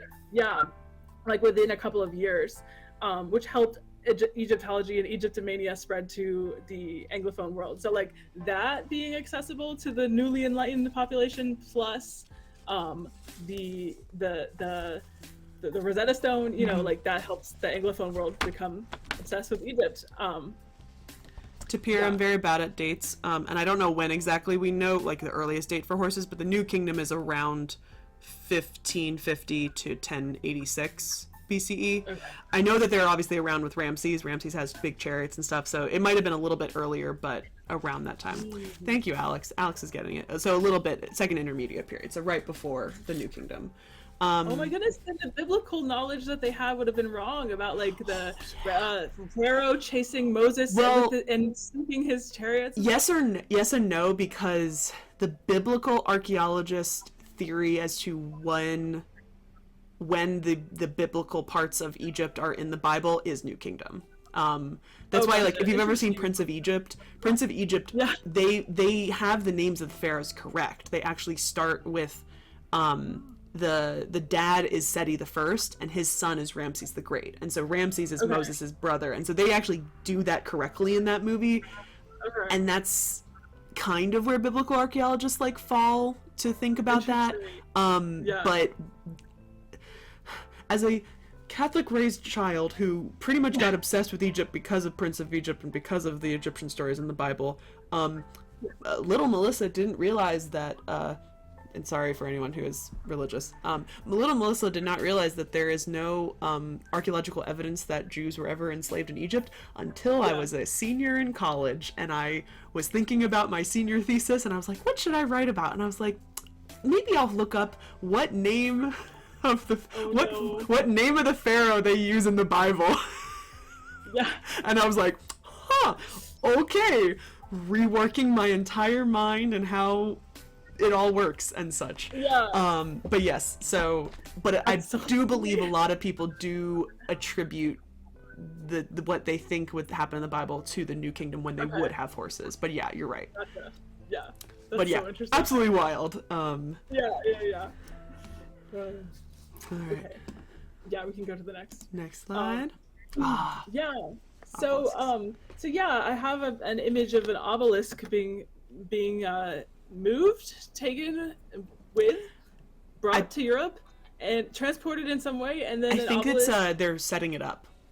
Okay, I think that's the one in France, right? In Place de la Concorde. I can't speak. Yes, I believe it's in. Is it in Place de la Concorde? I'm trying to remember. It's right by the Louvre. It's in Jardin de Luxembourg, I think. Yeah, it's at least that's the real Egyptian one, because there are a lot of fake Egyptian obelisks that are around Europe. Yeah. But yeah, they just actually redid the golden top of the obelisk. I did a Egypt news video about that not too long ago. So now it's really bright and shiny gold. But yeah, that picture I think is them literally propping it up. There are That's what it looks like. Yeah. There's some wild engineering for all of the different obelisks. And I have more videos coming out about this obelisk and other obelisks. I've done. Yeah, this is obviously the one in Paris because there's the tricolor in the background. Yeah, I'm pretty sure I chose French ones. I'm pretty sure I chose. No, French yeah, ones I mean, yeah, absolutely. Yeah. I think France only has one. I'm trying to remember. I think they only got one. So. But like Rome has a bunch of Egypt stuff. Rome has two. But that's from. So Rome has 2 to 3 real Egyptian ones, and then they also have several fake Egyptian ones. And the one that's very close to the Colosseum and the Forum, if I remember correctly, is a real obelisk, but actually has a cross on the top or a saint on the top that they added later, because they were like, this is pagan, and so they added a cross at the top. But yeah, they're the only real obelisks that are around. There are still a couple in Egypt, not too many, but there are still a couple. There's one in New York City, one in London, one in Istanbul, 2 to 3, I can't remember how many in Rome, and then one in Paris. I think that's literally, and then there's at least 2 to 3 still in Egypt. There aren't that many. So clearly, Egyptology is becoming something Europeans are obsessed with. They're willing to bring these massive obelisks back to France and Britain, etc. And also, it's not just that they loot things from Egypt. They're sending more and more scientific expeditions throughout the 19th century. More scientists, sometimes for better, sometimes for worse. And Egyptology becomes an official academic discipline in Western scholarship following Napoleon's savants. Museums again are taking off at this time, and they're having Egyptian wings added to them. As if you go to any major museum, even in Chicago, you go to the Field Museum, you go to these museums, you're going to see these Egyptian sections, many of them full of plundered artifacts, so again, those questions and challenges. And in, this post the Napoleonic period, or in Napoleonic France, and immediately thereafter, Egyptology permeated European society. And it's not just museums and textbooks. Even by the mid 19th century, it was standard for every World's Fair to have an Egyptian room at it and stuff. So it just became like standard alongside being an academic discipline. I don't know if you have anything you want to add about there was a British. I remember because I've talked about the Napoleonic campaign a lot because it is the first major wave of Egyptomania. Technically, the Greeks and Romans did have a little bit of Egyptomania, and they did kind of. Egyptomania has so many different definitions.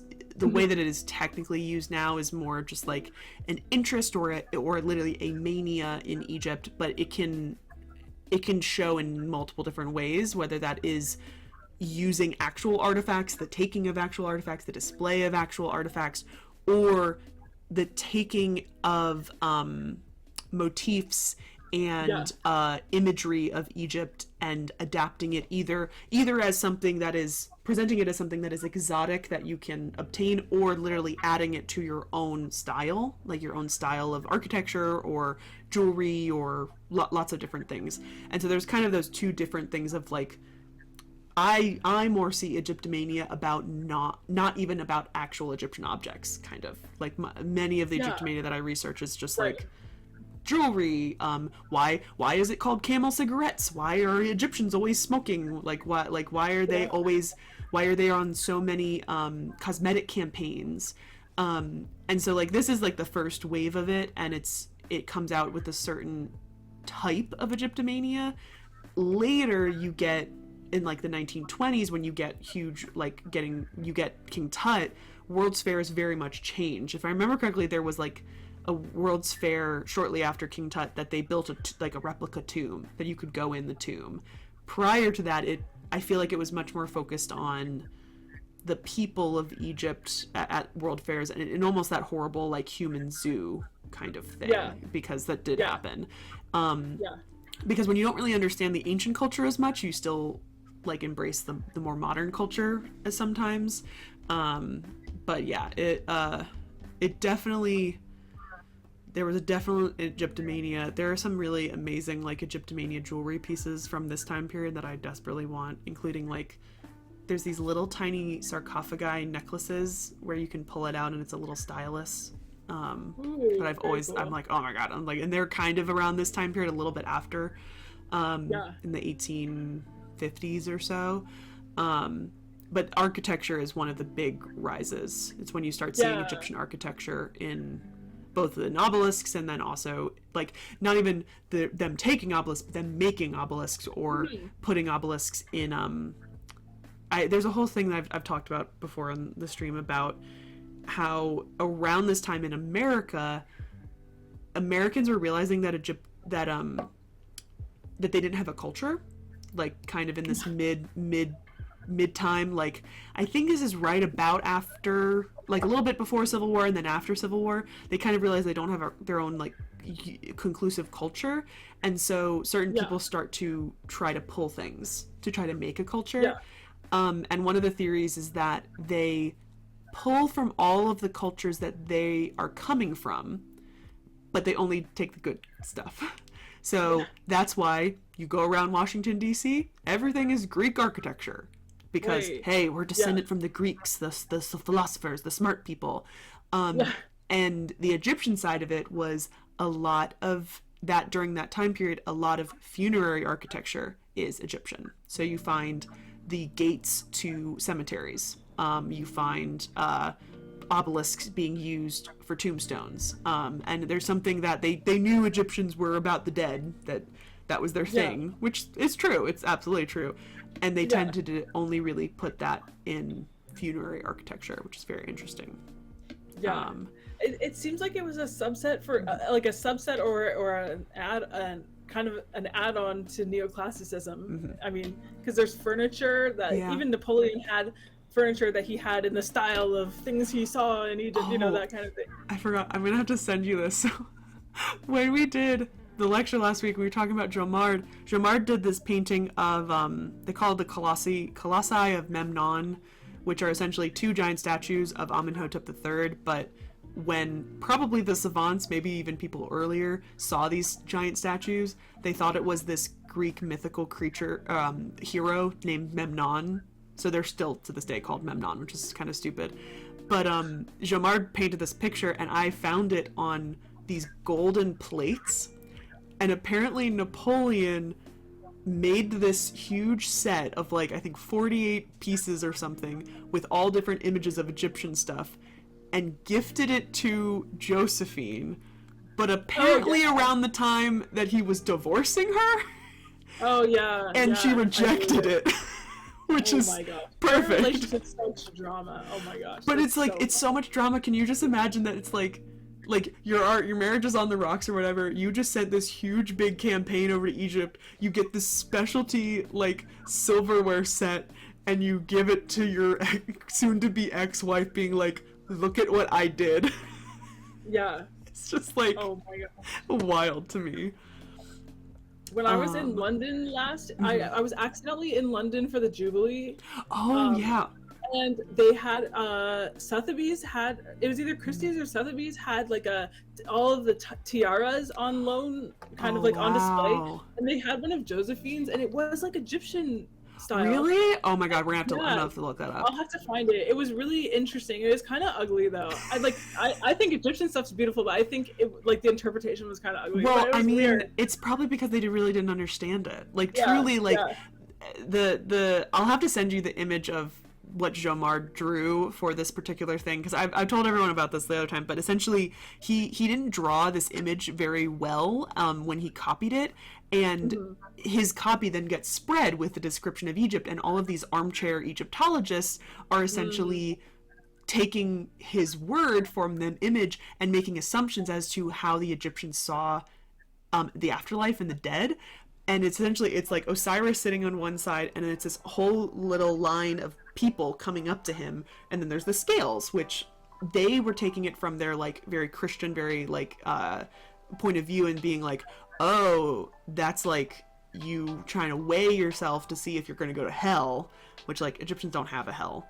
They don't have anything. You just disappear pretty much. But then above the image is this boat of these two monkeys pushing a pig. And so everyone starts interpreting that as, if you are bad, you're going to get reincarnated as a pig. And then everyone runs with that. And so they actually called that tomb where that picture was from the catacomb of metempsychosis, which is a fancy word for reincarnation. And that's what people thought of forever, like for a very long time, until hieroglyphs start getting translated, that they thought there was a pretty big understanding that the Egyptians were reincarnated, which is not true. But it's all because of Joe Mart's really crappy drawing. Fake news, yeah. Oh my gosh. But it's kind of funny. Also, I saw. Thank you, Alex, for confirming that it's at Place de la Concorde. And just so you guys know, that's where the guillotine was. So they replaced the guillotine with the obelisk. So, fun fact: Napoleon really wanted you to know the French Revolution was over, and he's there now. Wow. I love that. That's a flex. That's really funny. Yeah, and they renamed it Place de la Révolution, like Plaza of the Revolution, to Peace Plaza. Oh, is that what? That's Concorda's Peace. Oh my God, that makes makes sense. Yeah.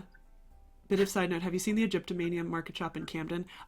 Yes, I have. And Freya, I will say, and this is several years ago when I was in London, but the man who was behind the counter was heavily flirting with me, and also told me that he was an Egyptologist, but now is working at a... I did actually buy several things. I do have several things on my wall right now that I did buy. I did buy from that shop, but yeah, he's like, back in my country, I'm an Egyptologist, and I'm like, okay, buddy, I don't know if I believe you, but I just want to go away and buy my papyrus images of King Tut and such. I have. How much did Napoleon plunder from Egypt? I would say not as much because it was taken by British, but I actually don't know like exact numbers, but there is a ton in the Louvre, though. Yeah, I mean, there is a ton in the Louvre. That wasn't necessarily acquired all at once. Though. Yeah. The Louvre, Egyptian section of the Louvre is honestly, it's kind of bigger. And from the last time I'd been there, which was a long time ago, I feel like it's almost bigger than the British section. Surprisingly, it's packed with more things. The British section, the British museums, like Egypt section and their mummy rooms are like in separate places for some reason. That is very annoying. I don't like it. The mummy rooms, like, I feel so claustrophobic in there with all them, and they're like just, oh my gosh, I don't know. The mummy room is really hard for two reasons. Yeah, one, it's really claustrophobic. They have fit a lot. Here's the thing. If you newsflash for anyone, if you didn't know this, this is universal to almost every museum. It is a standard that you are only showing about 5% of your collection. Like, that is a standard. 5% is actually a good estimation. The Petrie Museum is the only example that I know offhand, because there's an ad. I'm gonna shut up and drink water for like 40 seconds. I'm very bad at remembering when ads are, and only half the people, only subscribers get no ads. So, if anything, they can't hear us for the next 20 seconds. What the heck? It was gifted to Paris? Most of them were, yeah. It's a very weird history with obelisks. Yeah. But some of them were taken, but most of them were given. 5, 4, 3, 2, 1. But yeah, so it actually is true. Most of the obelisks, I think every single one except the ones in Rome, those were the ones taken because they were taken by the Romans. But every other one was gifted around the time. When was the American one? The weird part about it is that they gifted the British one, and the British didn't want to pay for the transport. So they didn't do it for like 60 years. And then the Americans did it. The Americans were able to get with their obelisk earlier than the British, because I think essentially the British were like, wait, they're taking theirs, we should do ours. I don't know as much. I need to look up the French one again, but yeah, I believe the French one and probably even the Turkish one were gifts. So technically not looted, but also they're taken by such a complicated little history. They're taken by Egyptian people that were condives is what their title is. Egyptian people that were placed in power while British were still ruling. So it's like, and also again, these are probably people who did not really care about Egyptian history, ancient Egyptian history as much, because this is when they were very prominent, like Muslim community, and in certain time periods they don't like the imagery of any other gods and stuff. Yeah. So they are gifted. They are not looted. They are not stolen. They were gifted, but they are gifted under suspicious circumstances is kind of the best way to describe it. Right. Yeah, and yeah, it's definitely more complicated than just like, oh, everything's fine because it's like, but also just like gifted or not, the fact that they put it in this super prominent plaza is like, it's definitely very interesting. But also Maddie found the image for the platinum, or the tiara, or a list of the platinum, the tiaras at Sotheby's. Okay. I don't know if it's still there. We'll look it up at the end of the lecture. I'm gonna open the link and then we'll look at it later. Sorry. I'm sorry. I'm scrolling down. Would you say that they should be given back if requested? Yeah, probably. If they're requested, they should give. That's kind of my. I kind of have to at that point, like, take a stance of being like, yeah, if they ask for it back, then they should be gifted it. Sorry, fixing something. But at the same time, very complicated. It would be a very complicated system. And thank you, Eldritch, for the follow. Welcome. But yeah. We'll see. I've never seen anybody request those specific ones back. So I'm not sure. Okay, well, we can continue to the next slide then. I'm curious if you've heard of this book or read it. This book. I'm gonna get it. Okay, amazing. Never mind. I'm not gonna get it. It's at the bottom of a pile. But I do have this book. We've talked about this book. I already respected you, but I respect you so much that you know this. I have this modern copy that I bought off of Amazon. I will admit, I tried to start reading it, and oof, it's in a different language. So it's some deep Victorian text. So I'm a nerd. Proto-Victorian. So you guys, I wanted to just give you this little example, one of many examples of Egyptology just permeating the culture, because and this example is really, it's more like the lore behind the book is like better than the book, essentially, because in the 1820s, this young English woman named Jane Webb, who would later marry to become Jane C. Loudon, became an orphan at the age of 17, and her father died, and she didn't have any money, and she looked around for a way to support herself and remembered that she'd just written a story about a mummy that she already had written. So she's like, why don't I just try to publish this and get some money? And she did. And the book is it's crazy. Like, it's about people living in this futuristic, like, steampunk London. Remember, she wrote this in the 1820s. Like pre-height of industrialization and stuff. And the main characters they take like an air balloon. A dirigible. Yeah, like a dirigible. Yeah, to the pyramids, and they use it's science fiction, really. It's Egyptomania, and it's science fiction because they wake up Cheops, this pharaoh. Yeah, Cheops is the Greek name for Khufu, the owner of the Great Pyramid, and yes. So they wake him up, and he comes back with them, and he's like their friend and like political advisor, and he's like involved in gossip and all this stuff. Like people are scared of him at first in London, in this futuristic London, and then they just realize like, oh, okay, so this reincarnated mummy, or this mummy that got woken up with like electric shock just lives with us. It's really futuristic. It is kind of crazy to read, but you do remember it's like a 17 or like a 16-year-old that wrote it. It's insane. And she like accurately predicted a lot of aspects of Victorian society. Like this is pre-Queen Victoria, but her book has a woman queen in it. The technology, the fashion, society, it's so interesting. And the whole point is that she didn't write this book in a vacuum, right? She wrote it because she was inspired by the world around her. She would have grown up in a world that was obsessed with Egypt. And she also probably read Mary Shelley's Frankenstein. Yeah.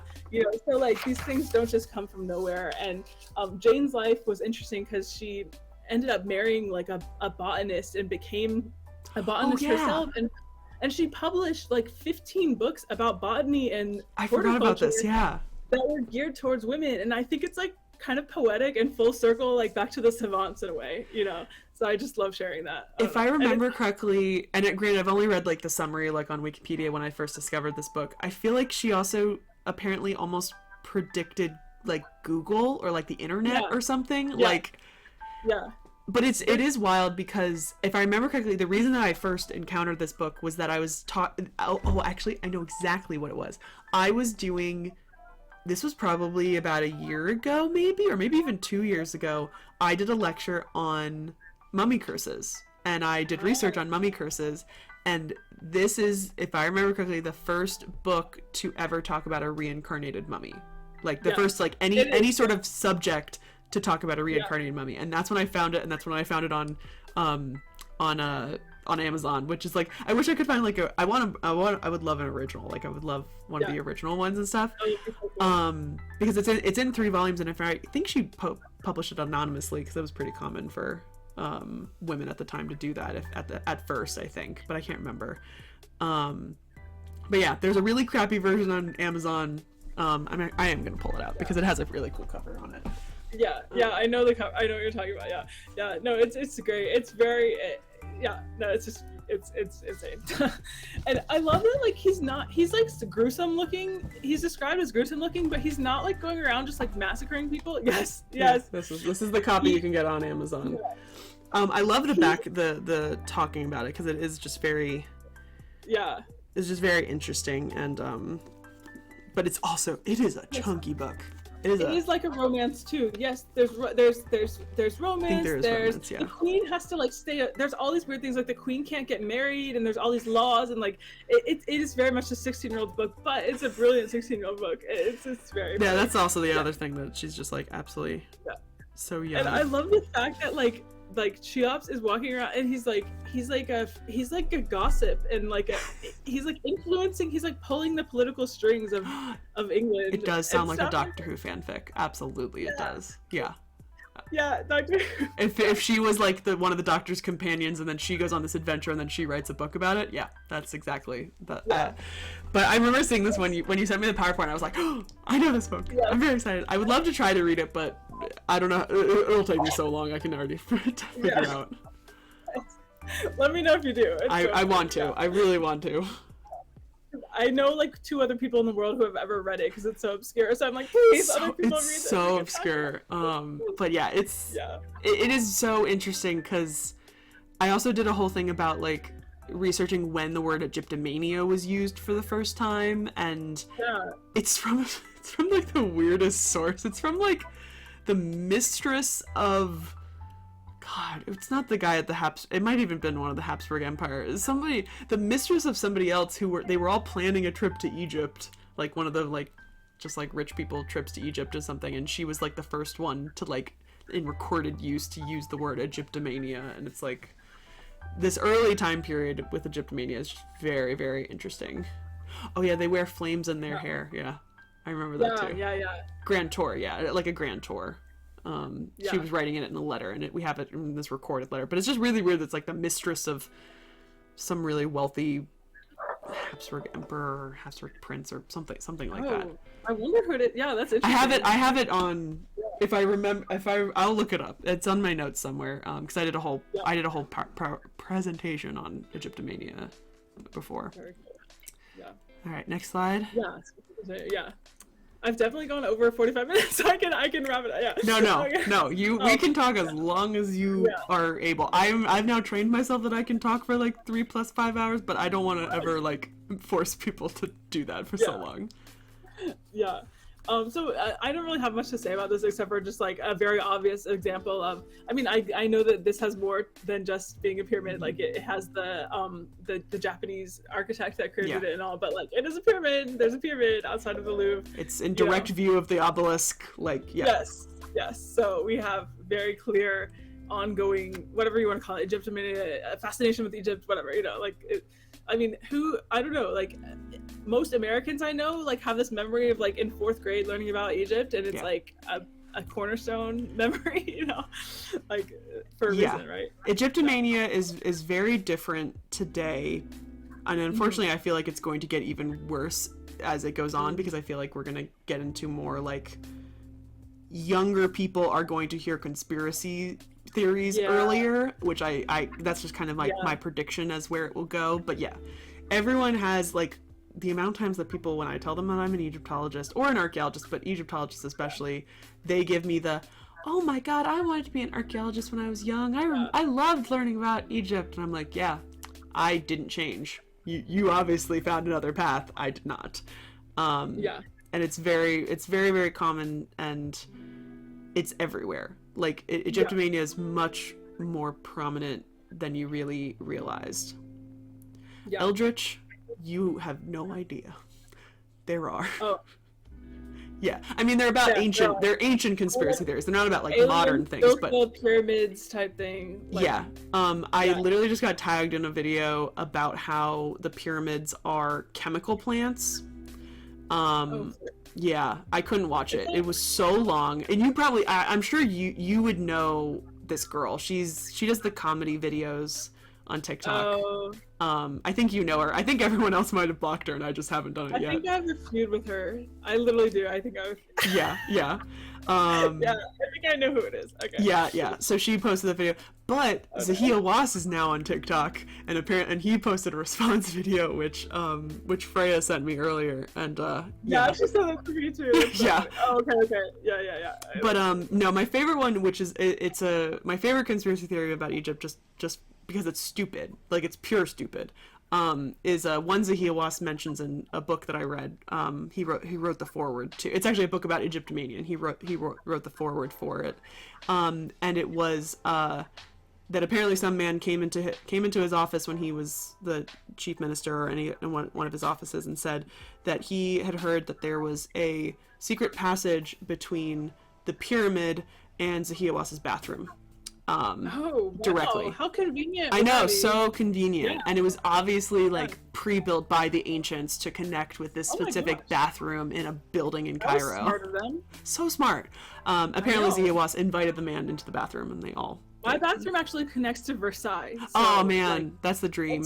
Yeah, mine I was trying to get it to connect to the Met, but it was taking way too long, and going underwater just like was getting too expensive. So but yeah, does it tie into QAnon? I mean, I don't know, because they're obsessed with the dollar bill and stuff. That's what I was going to say before. I was also going to say, somebody mentioned the Washington Monument.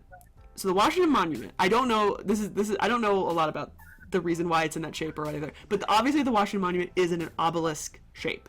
I believe this has to do with the Masons, which are very deeply ingrained in early American history, and still are deeply ingrained.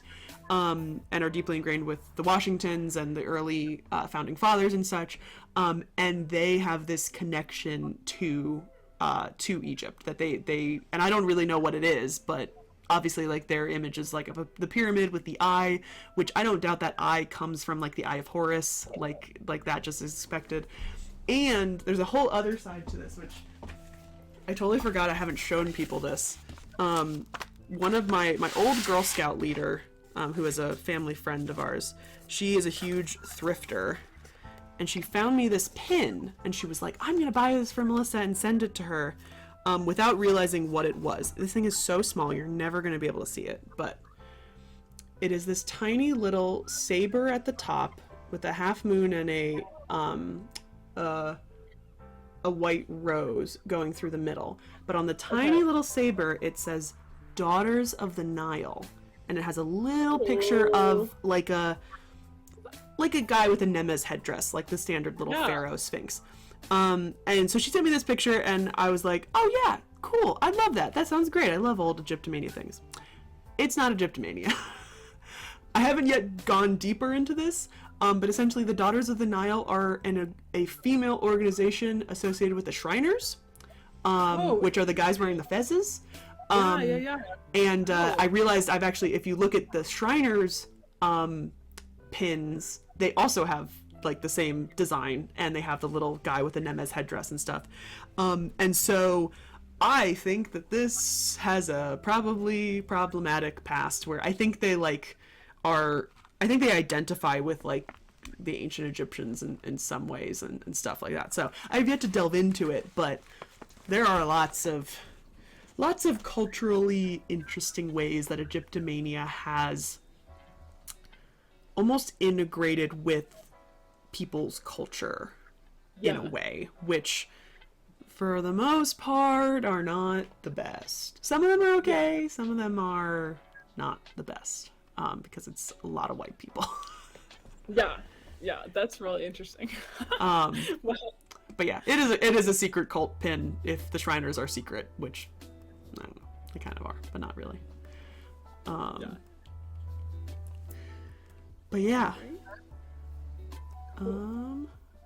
We can go to the next slide. Oh, yeah.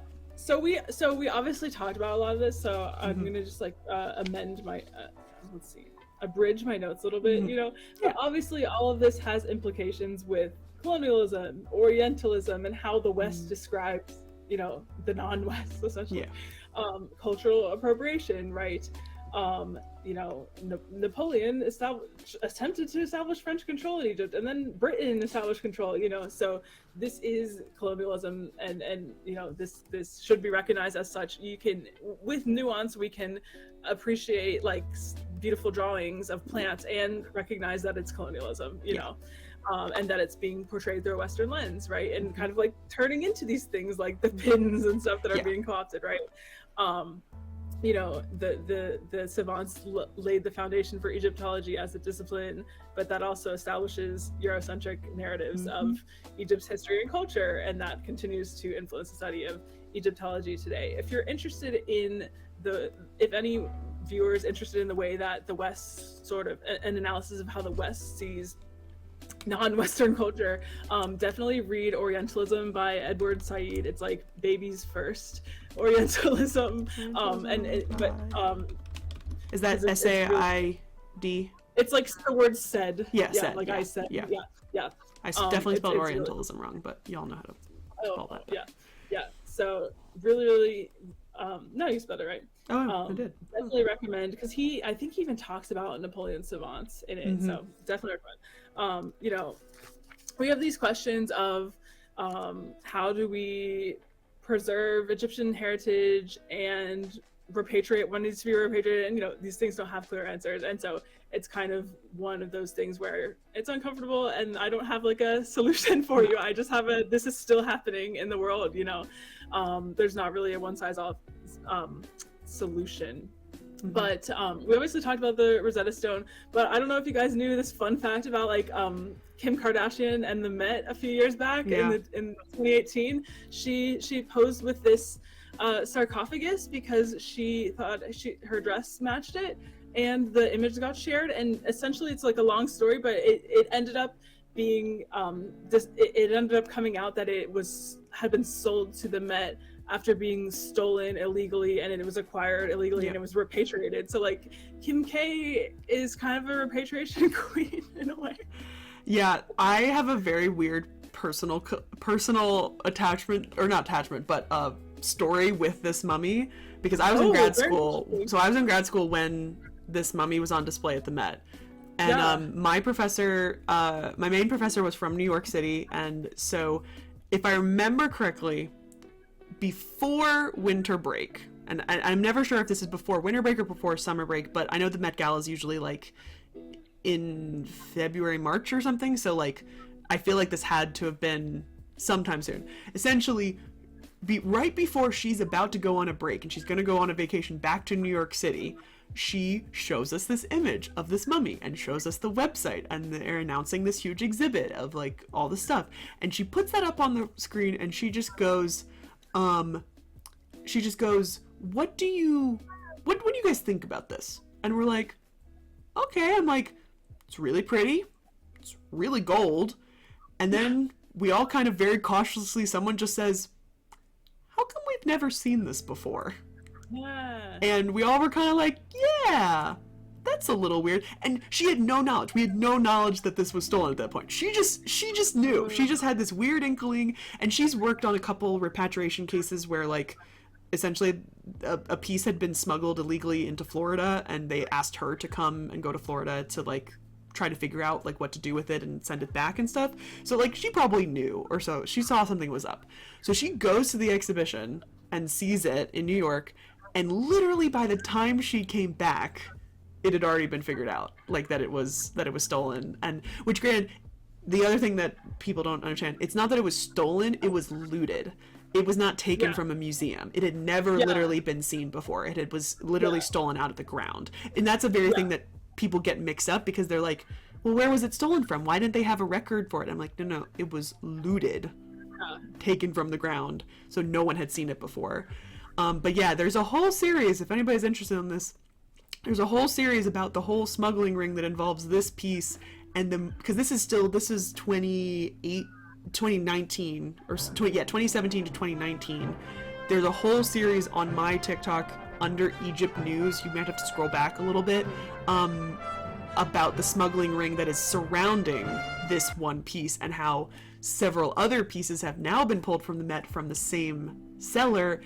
And it is still also involved with one of the sellers from the Louvre, or one of the curators from the Louvre, who also who got indicted, and it's all through Germany. It's like, it essentially became this huge wide story, and then I did several videos on, but it all stemmed with this one piece, which is amazing. Oh my gosh, that's so fascinating. And it's so funny because I knew about this, but I had never seen the Kim K picture, and and the thought that she was this one who saved, like I had never seen that in that moment until I did the research later, and I was like, what? It's just her, like, weird. It's like her vanity and her reach, you don't even know what you can do with your reach, like, inadvertently, because it's not like she posed with that thinking it's stolen. No. She posed with that because she matched it. Yeah. You know? And because the Met Gala takes place, the dance floor is outside of the temple in the Met.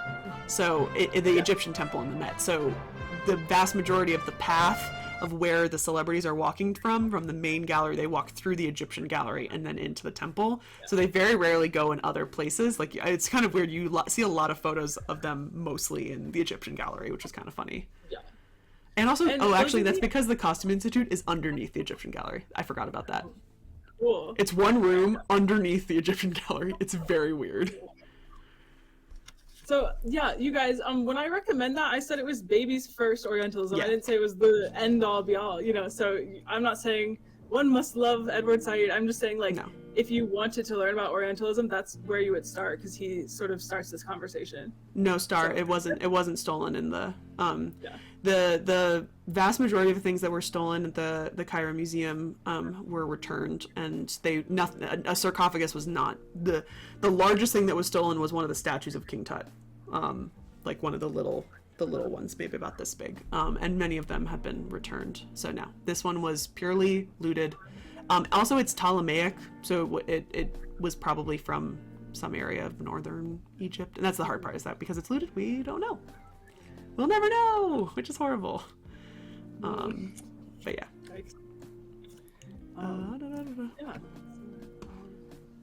Every time someone says Cairo, it's so hard for me, because there's a city near me in Georgia called Cairo. And it's spelled Cairo, yeah.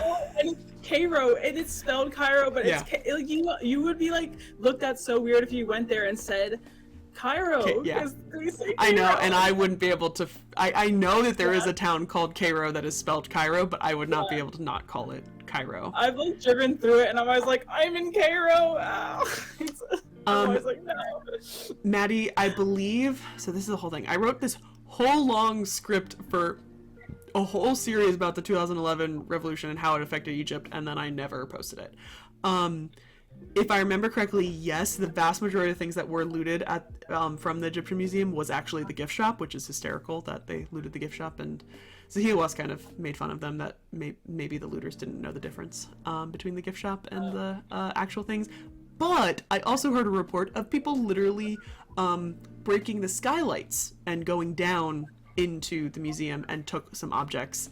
The unfortunate thing is that reports were late, and then at first there were nothing was stolen, and then wait, actually things were stolen, and then the list wouldn't come out, and so a huge group of museums around the world kind of came in and said, like, y'all need to tell us what was taken, because like that's not okay that you're not releasing it and stuff.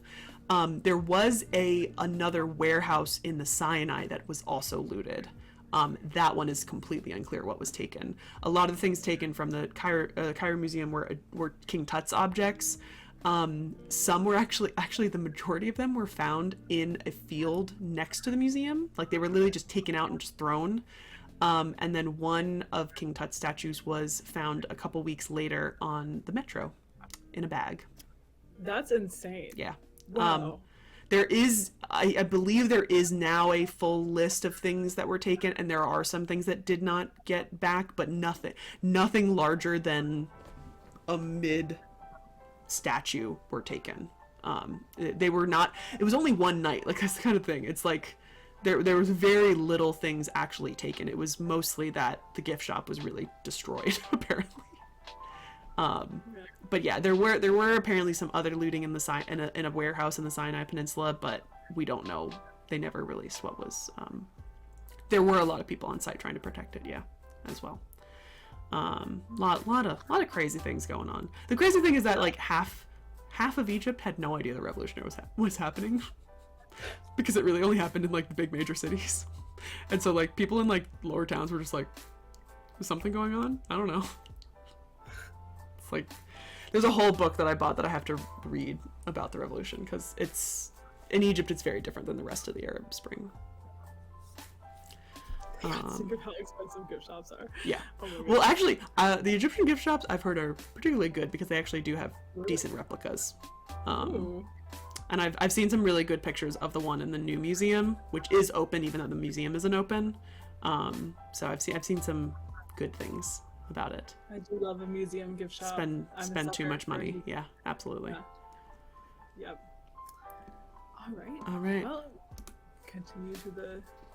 Yeah. So basically, like, what was the point of all this? What's the takeaway? You know, for France, the Egyptian campaign was a scientific success and a military failure. Napoleon lost, but you know, obviously for science and knowledge, it comes with all of those controversies and challenges from the last side, but like absolutely it's important also to remember that Napoleon was literally state building. He was creating modern France out of the rubble of the revolution, and I think like thinking about placing that obelisk right where the guillotine is a great metaphor for that. Good. Right. And just remember that like state building is as much nationalism and knowledge and pride as it is building a government or a senate or, you know, laws. That makes a lot. That's very important, and he's using the Savant's findings as a power play with which to overthrow the French Directory and replace the French Revolution with himself. So yeah, you know, of course I'm always trying to push that there's more to the Napoleonic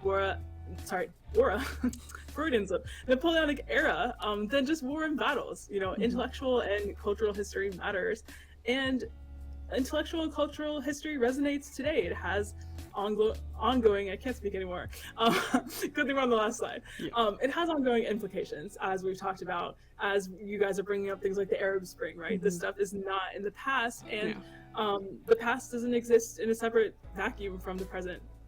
It's very much interconnected, as you can see. So yeah. That's all I have, pretty much. Wait, I know, I'm trying to get to the sound. I have applause.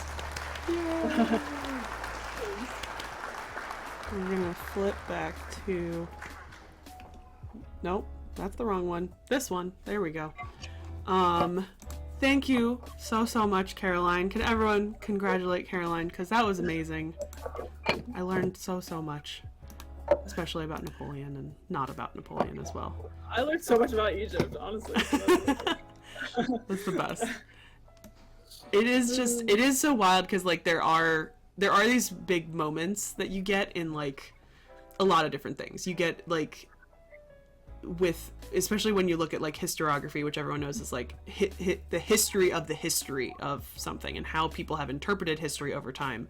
Like there are times where you'll get people only looking at one side of things. So like I know the basics of like how Egyptology was founded and stuff, but like I don't really know the politics as to why he wanted to come and conquer. I always assumed it was get to India, because a lot of people wanted that, and I knew that it was a big thing for the British later, like that they all wanted to control the Red Sea and the Sinai to get to India and to get quicker access to spices and all the crap that they were stealing from over there.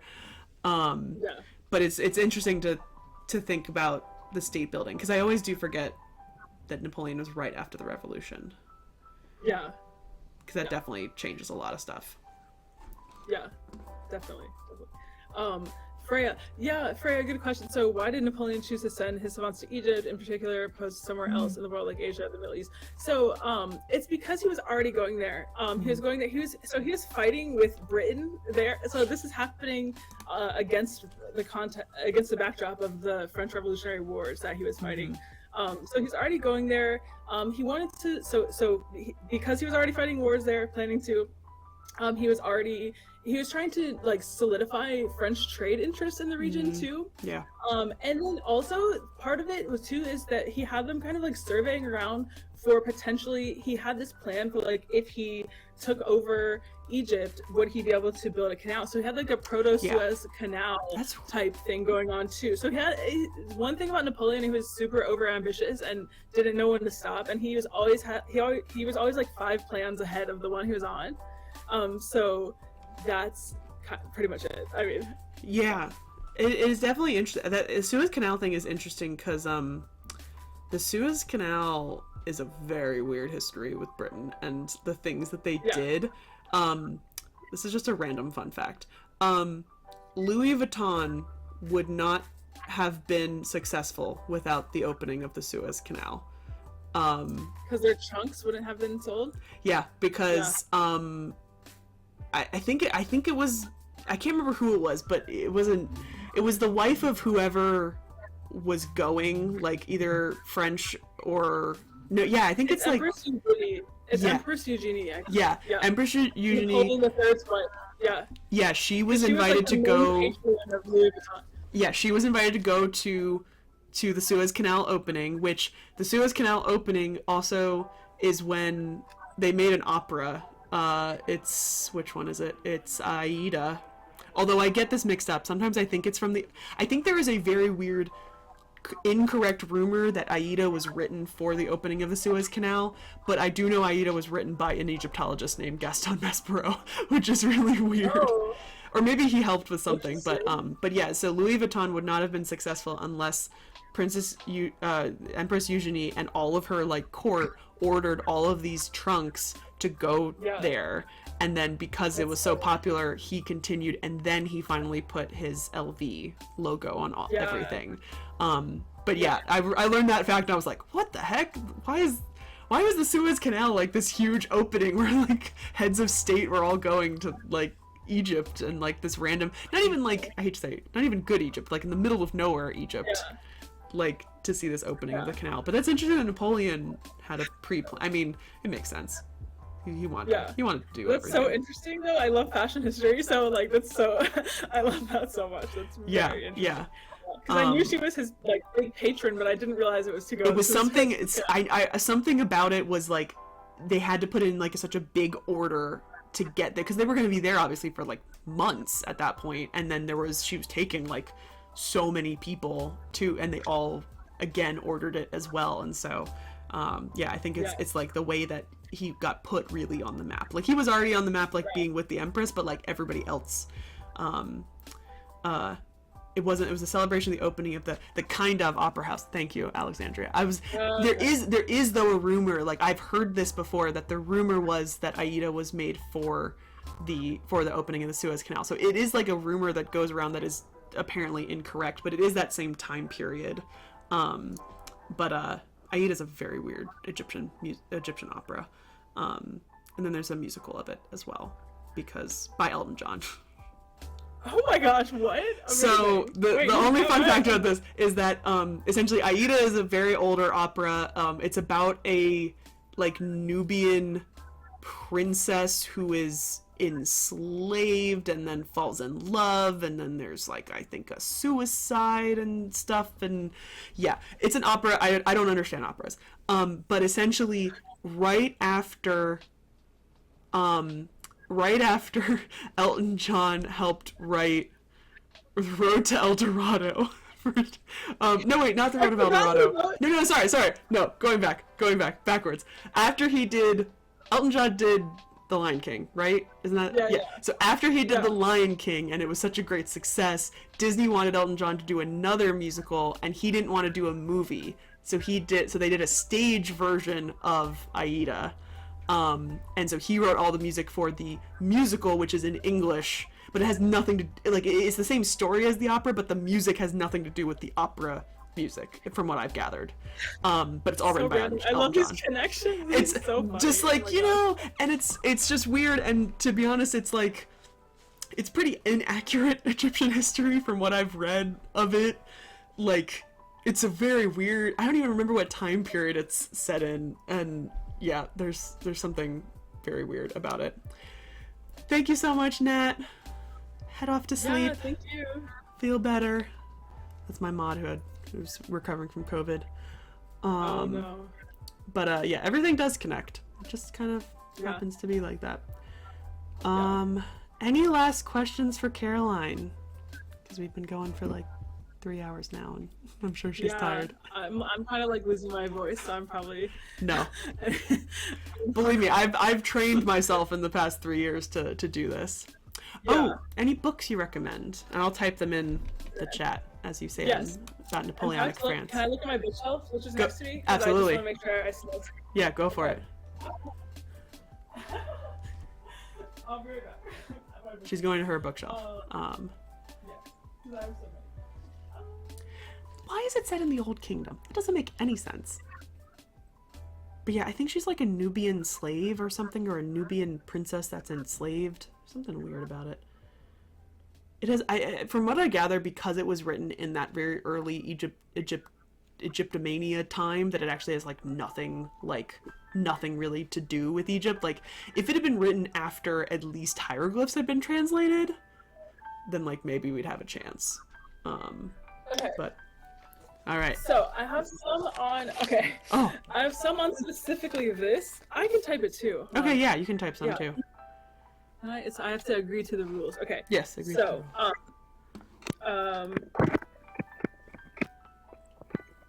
she's gonna type some suggestions for Napoleonic France and the Savant.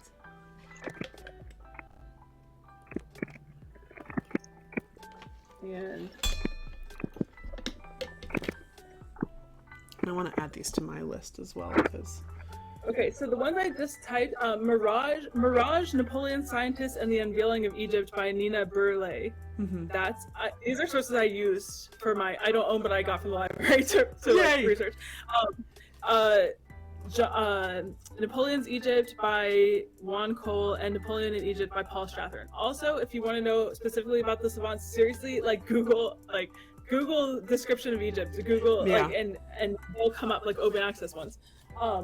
If you want to know about Napoleonic Wars, the best book on that, in my opinion, is The First Total War by David Bell. Anytime, I just typed it in there too. Anytime anyone asks me something like battle related about Napoleon, since it's not my forte, I point them to this book because it's really good. It's compelling too. It's not just a rehash. He's got an argument because he's arguing that this is like the birth of modern like total warfare, where all of the civilians are involved in ways that were unprecedented, and like it's the end of armies walking at each other in straight lines kind of thing. So it's cool. It really captures you. If you want I'm copying the Wikipedia for description of Egypt.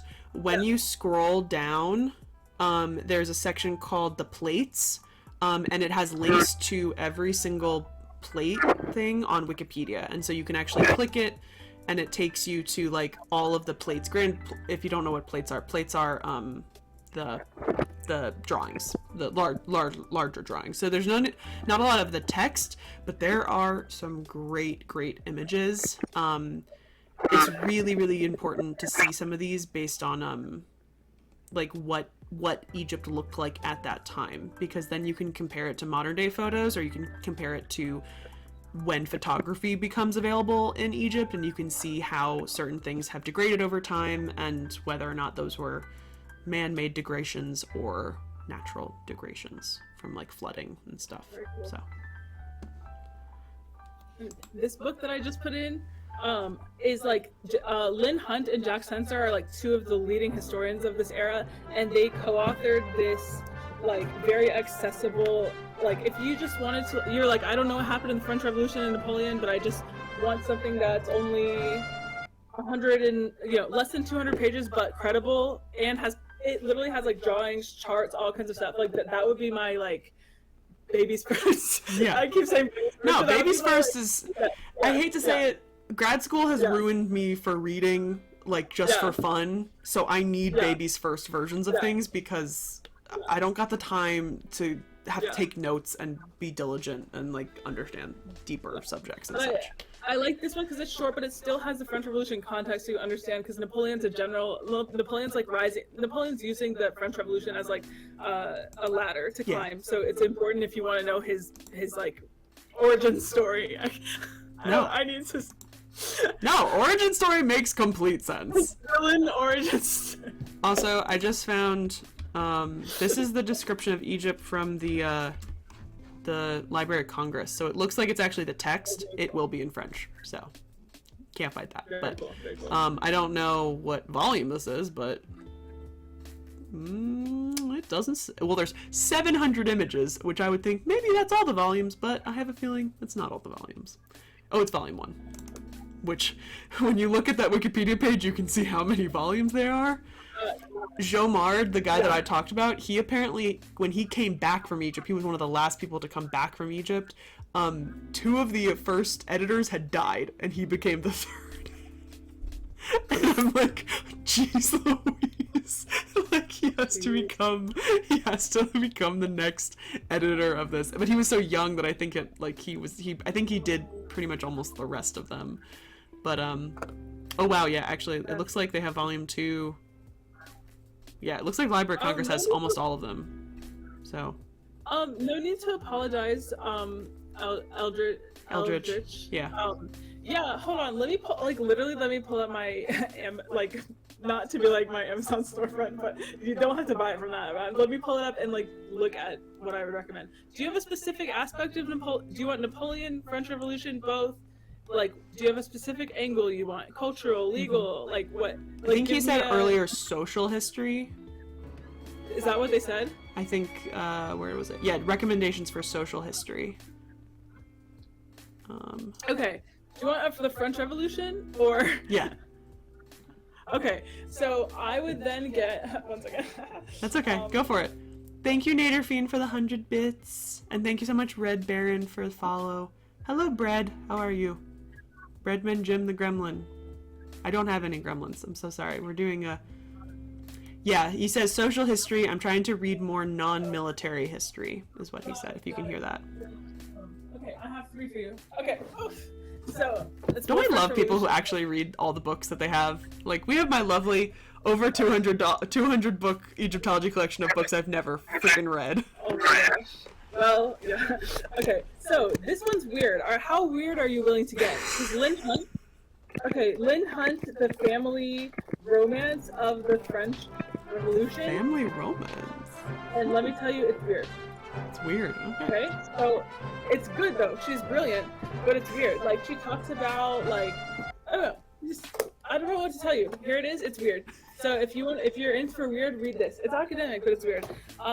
If you want people's lived like social experience in revolutionary Paris, I would do The Making of Revolutionary Paris by David Garriock. This is awesome. Great book. It really gives you a view into like what life was like for people. That's really cool. And then The Family on Trial in Revolutionary France also has a chapter on Napoleon. It's like socio-legal, cultural. It's exactly the kind of history I do, actually. And so I'll put that. Thank you, Momo, for the follow. Welcome in. I also like talk about all this stuff a lot on my TikTok too. Yes, so please follow her on TikTok. I'm gonna pull up the link. Yeah. Let me get the link. If you ever want to ask a question, like I also will do a video reply or whatever. But yeah, that's kind of where we are right now. The book suggestions, or if you think of an obscure, like I really want a book on this specific thing, I could potentially find you something. Or my brain is like has this categorized stuff. I love this. Nader Fiend asked a question, might be a little bit outside your reach, but I would love to see if you have an answer. What are the similarities between Bonaparte's occupation of Egypt and the creation of sister republics in Italy and the Netherlands? Got any knowledge on that one? Yeah. So the thing is that the sister republics are successful for a while. So that's a big difference. And he's seen as much more of a liberator especially in Italy, where they still had serfdom and feudalism.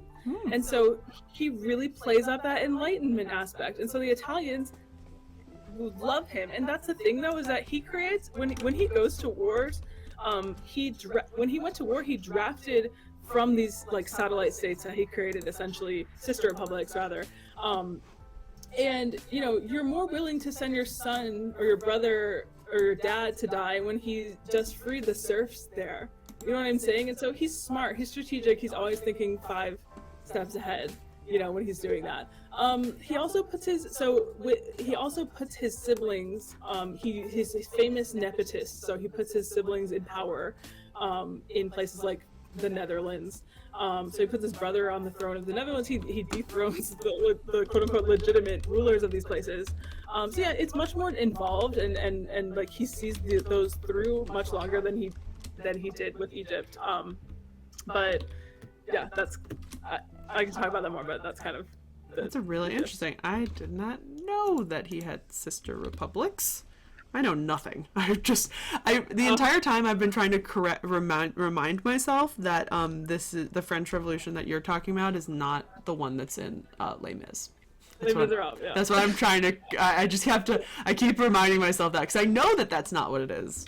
But do I know? Les Miserables is like blip compared to a decade. Like it's just like a one day like. And is that is that before or after? It's after. Yeah. That's what I thought. So when people ask me if the French Revolution was successful, I'm always like, well, it depends on how you judge it, but also look at all these 19th century revolutions. There's more.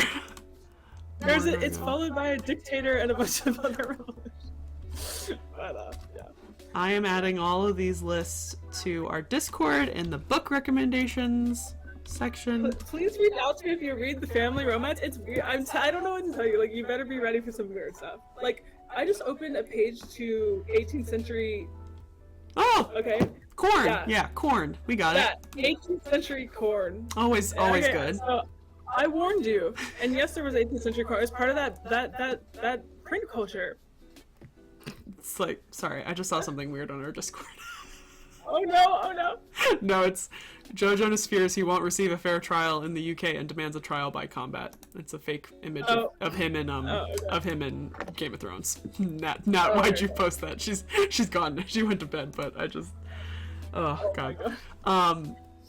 Yes, definitely. I need to, this is something I need to remember because I know people do ask this, that I should ask my lecturers to create a reading list that I can share. Because I have a resource Google Drive folder, but I need to remember to do that because y'all have such good recommendations for reading and so many different, and also because we're talking about wildly different subjects that I don't have recommendations for. So, but yeah, those are in our Discord now. So, any last questions before we let Caroline go to sleep?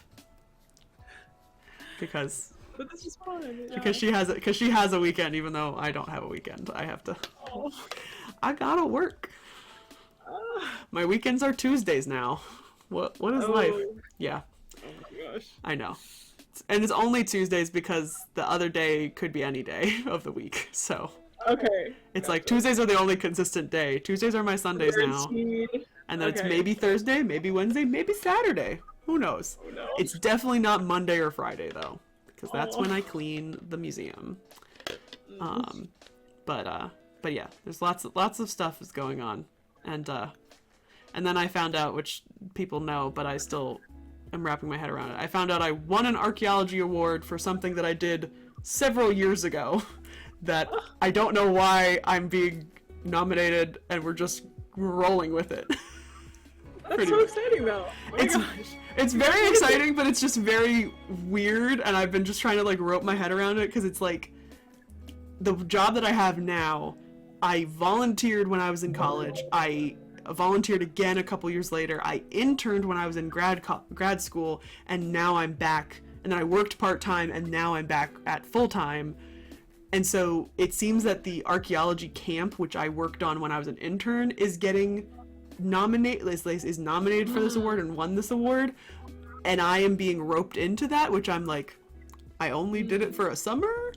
But I also feel like because I have a full-time job now, they can like use me as an example for other camp counselors. But I don't know the story, and I don't know who else has won alongside me. So it's very lovely, and I'm very honored, but it's very weird, and I don't know what's going on. But yes. That's really cool, though. It's very That's cool. Awesome. Hey, who knows what you're doing now that you'll win an award for in 5 years? That is very true. I was like, I literally like. It's like, I remember I saw it 5 minutes before I went on my flight to my cousin's wedding, and I was like, I don't understand what's going on, and I completely blocked it out of my mind. So all weekend I didn't tell anybody, and now I need to tell people because the people are allowed to come to like the ceremony and stuff, and so I had to like awkwardly be like, not to brag, but if you want to come and see me get this award that I don't know why I'm getting it, you can come if you want. So, yes. Excited. All right, one last question from Nairfine. What do you attribute to Napoleon's success at consolidating power and making himself consul for life? A few things. I could give another 3-hour thing. Okay, Josephine's very important. He's the only woman she's the only woman he ever respected, and when he met her, she had been let's say high class escort to the most prominent revolutionaries at the time, so she knew her way around politics and really pushed him, and she's overlooked a lot. I'm interested to see how that Napoleon movie will deal with Josephine. Is she just going to be like a pretty woman in the corner, or is she going to be like a real character? I'm interested to see. Second, Napoleon made people feel good about themselves. He got off his horse and pinned medals on like the lowest ranking soldiers when they did something well. He like made people believe in him in a way that was inspiring to people, in a way that like years later his nephew was able to co-opt like just the memory of Napoleon III. Yeah. Like, and these old people who were young and remembered how Napoleon made them feel, like voted for Louis Napoleon in 1848, like based on nothing. It's not a real platform, just I'm related to Napoleon. So think of how strong that is, you know. And then I also just think his ambition was his biggest strength and his biggest weakness at the same time. That's what I would say. Yeah. So I'm gonna share everyone's screen so they can see this. This is the plate that there we go. This is the plate that Napoleon made with the Colossus of Memnon, and it has like these vultures and scarabs and the little Egyptian boats and like all this stuff. And then this is apparently the whole set, which there's not a lot of pictures of it on Wikipedia, but look at this, like, I think it's like a glass sculpture or a crystal sculpture, I don't even know, of... It's a whole table setting. I was gonna say, it looks like, to me it looks like it's supposed to be like, either Karnak or Luxor, but there's something here in the middle with the obelisk that doesn't look accurate. But this is the drawing, I think by, oh no, Vivant Denon. That's the guy, Dominique Vivant Denon, who's one of the savants who drew this, and then this is the image that's on the plates. But yeah, supposedly he gave these to Josephine when he's divorcing her, and then she was like, no, I don't want them. I'm like, okay. Oh my god. All right. Divorced because she couldn't have children, but she already had 2 children, so I don't know. Anyways. Wild. Yeah.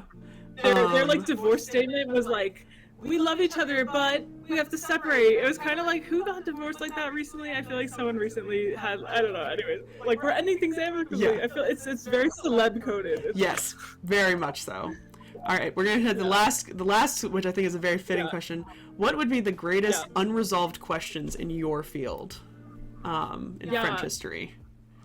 Yeah, so for what I study, it's really like getting at the experiences of people outside of Paris. There's a huge problem with like everyone ascribing like whatever happened in Paris must have happened in the rest of France, and that's not the case, especially like pre-revolution, before all of this nationalist consolidation. Because also what Napoleon did like in his state building was like he eliminated, or did his best to eliminate, like regional differences, cultures, languages. Like there wasn't just one uniform French, and that's a common play and stuff. So like, you know, for me, I look at people that lived in this region called Languedoc, in the south. I look at the city of Montpellier,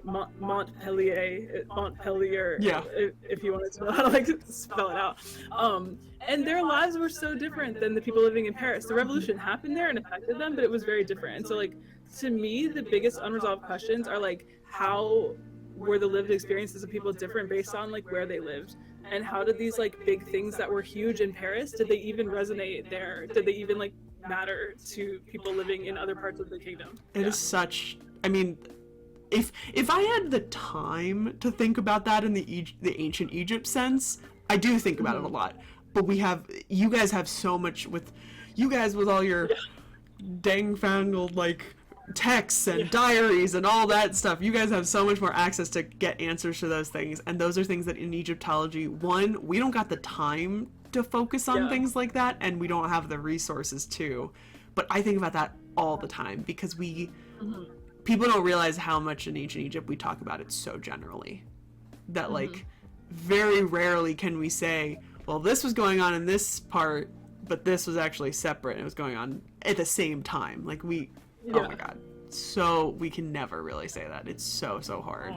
I think about that all the time, especially like with I talk about the Amarna period a lot, and like how Akhenaten just like changed everything, moved everyone to a totally new city. But I'm like, what happened to the people who are like really far away from him? Like, did he really like send out people to like make sure that the temples were being destroyed? Like, did he really bother doing that? Like, things are so far away. It's like, did he even, I don't know. Like, it's just, we don't have a lot of knowledge in that because we can't pinpoint time periods so easily.